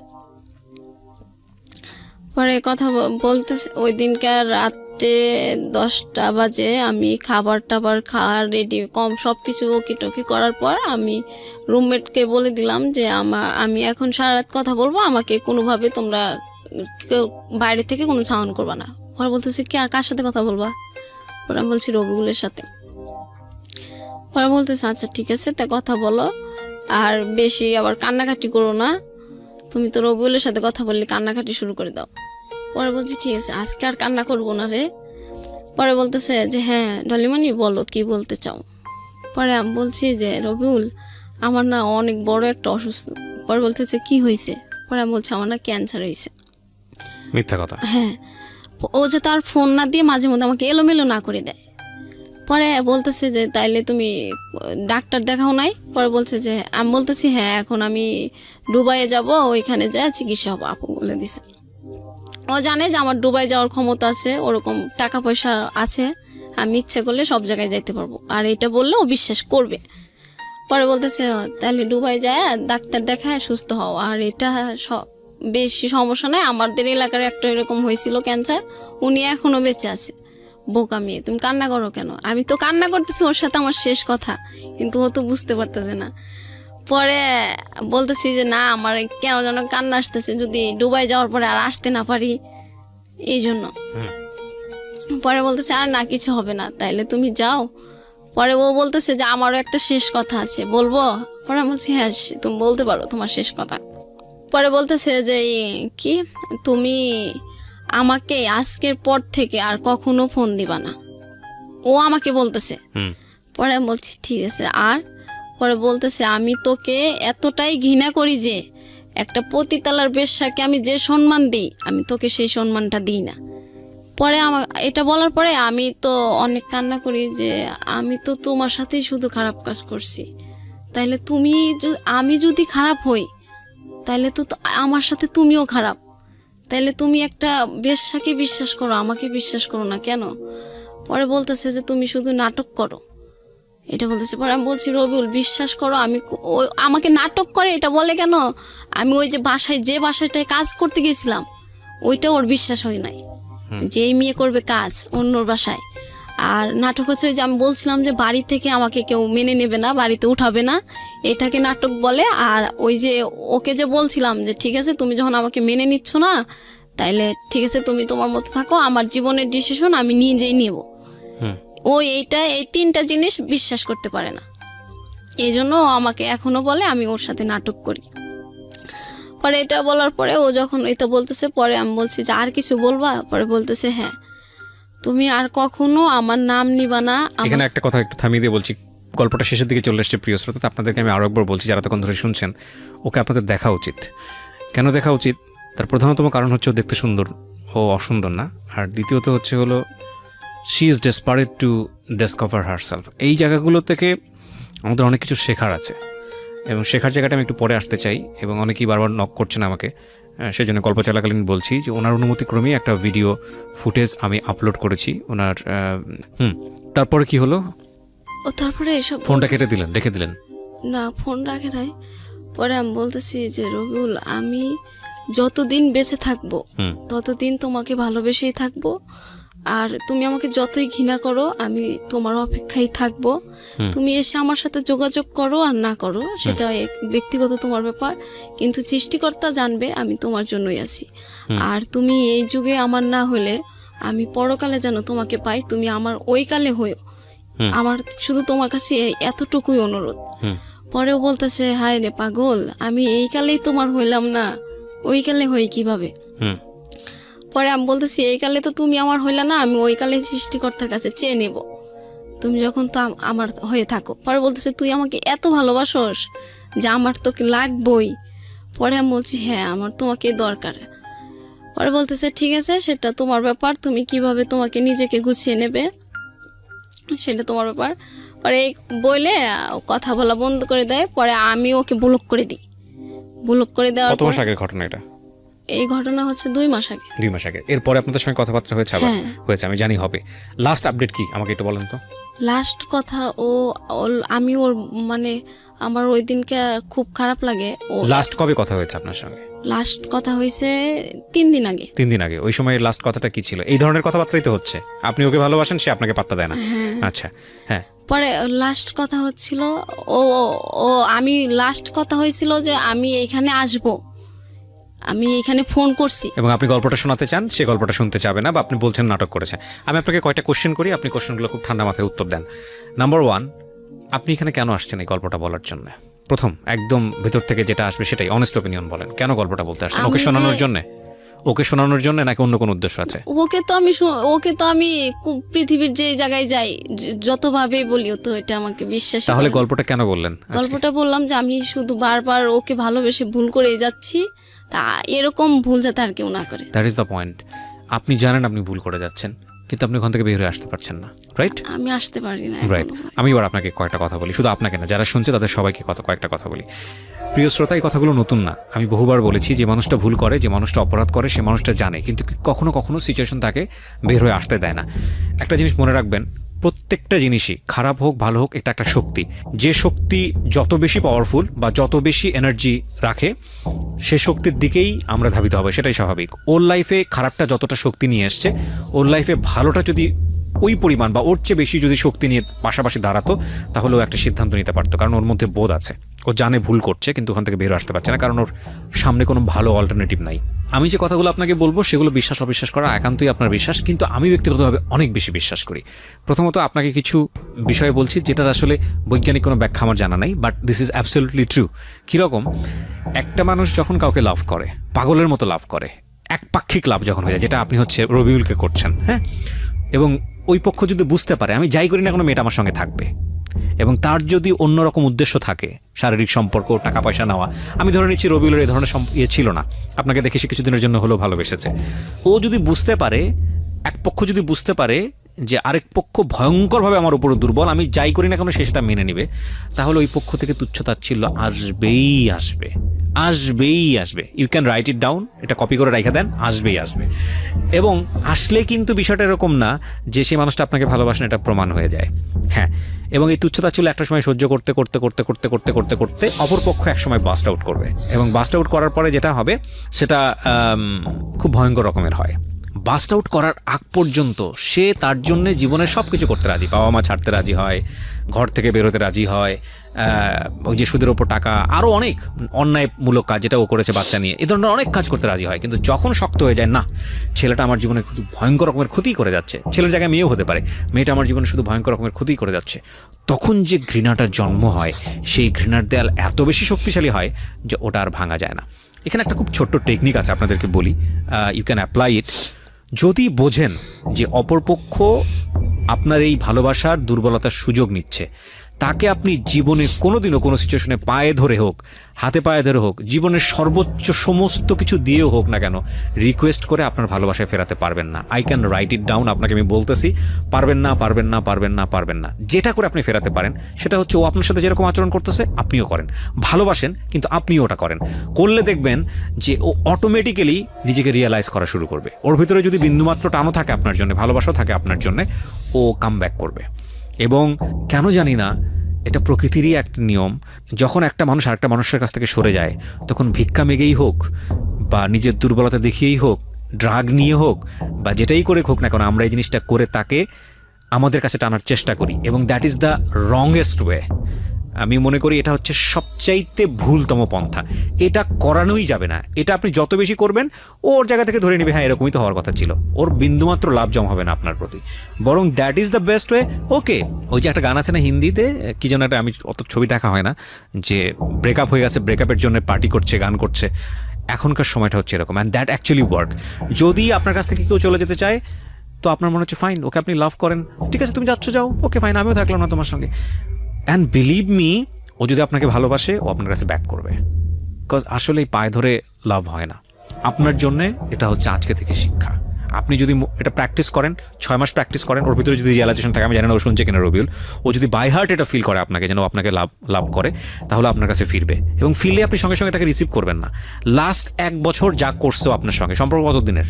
2 বছর। 2 বছর, তার মধ্যে 1 বছরেই বিদেশ গেছে কতদিন যাবত? বিদেশ গেছে 1 বছর। 1 বছর। লাস্ট 1 বছর আপনার সাথে যেটা করছে সেটা আপনি সুদে আসলে আগে আদায় করবেন।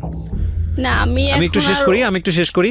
যদি আপনি সেটা করতে পারেন তাহলে দেখবেন যে ওর জায়গাটাতে অনেক বেশি সফট হয়ে গেছে এবং ইট অ্যাকচুয়ালি ওয়ার্কস, এটা কাজ করবে। আর যদি আপনি এটা করতে না পারেন তাহলে সারা জীবনে you will show your softness and lastly গিয়া যেটা হবে যে ও আপনাকে ইউজ করেই যাবে এবং করেই যাবে।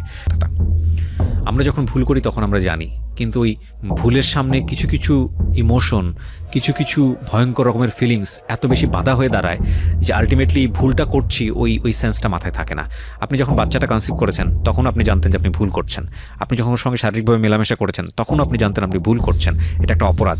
বাচ্চাটা কনসিভ করার পরে বাচ্চাটাকে যখন মেরে ফেললেন পেটের মধ্যে তখনও আপনি জানেন অপরাধ। তারপরও আপনি ওর কাছ থেকে সরে আসতে পারেন নাই, কারণ ওর প্রতি আপনার একটা অন্ধ ফিলিংস আছে। অন্ধ ফিলিংস নিয়ে সারা জীবন রান করা যায় না, অন্ধ ফিলিংস সারা জীবন থাকে না। এবং যারা যখন অন্ধ ফিলিংসে থাকে তখন এটা এই কথাটা বিশ্বাস করে না। যখন জীবন থেকে চলে যায় অন্ধ ফিলিংসটা হঠাৎ করে একদিন কিংবা ধীরে ধীরে ক্ষয়ে যায়, তখন বোঝা আরে জীবনে কত বোকা ছিলাম, ভয়ঙ্কর রকমের বোকা ছিলাম। পৃথিবীতে একটা কাপলও নাই বা হিস্ট্রিতেও নাই প্রেমের সম্পর্ক হয়েছে, একটা পরিণতিতে গিয়েছে বিয়ের পরে, ঠিক আছে ফাইন, এবং যেই ধরনের ভালোবাসা নিয়ে তাদের মধ্যে সম্পর্কটা তৈরি হয়েছে, আকর্ষণ তৈরি হয়েছে, সেই সম্পর্কটা সারাটা জীবন বা সেই আকর্ষণটা সারা জীবন ছিল। এটা মানুষের পক্ষে সম্ভবই না, কোনোভাবেই সম্ভব না।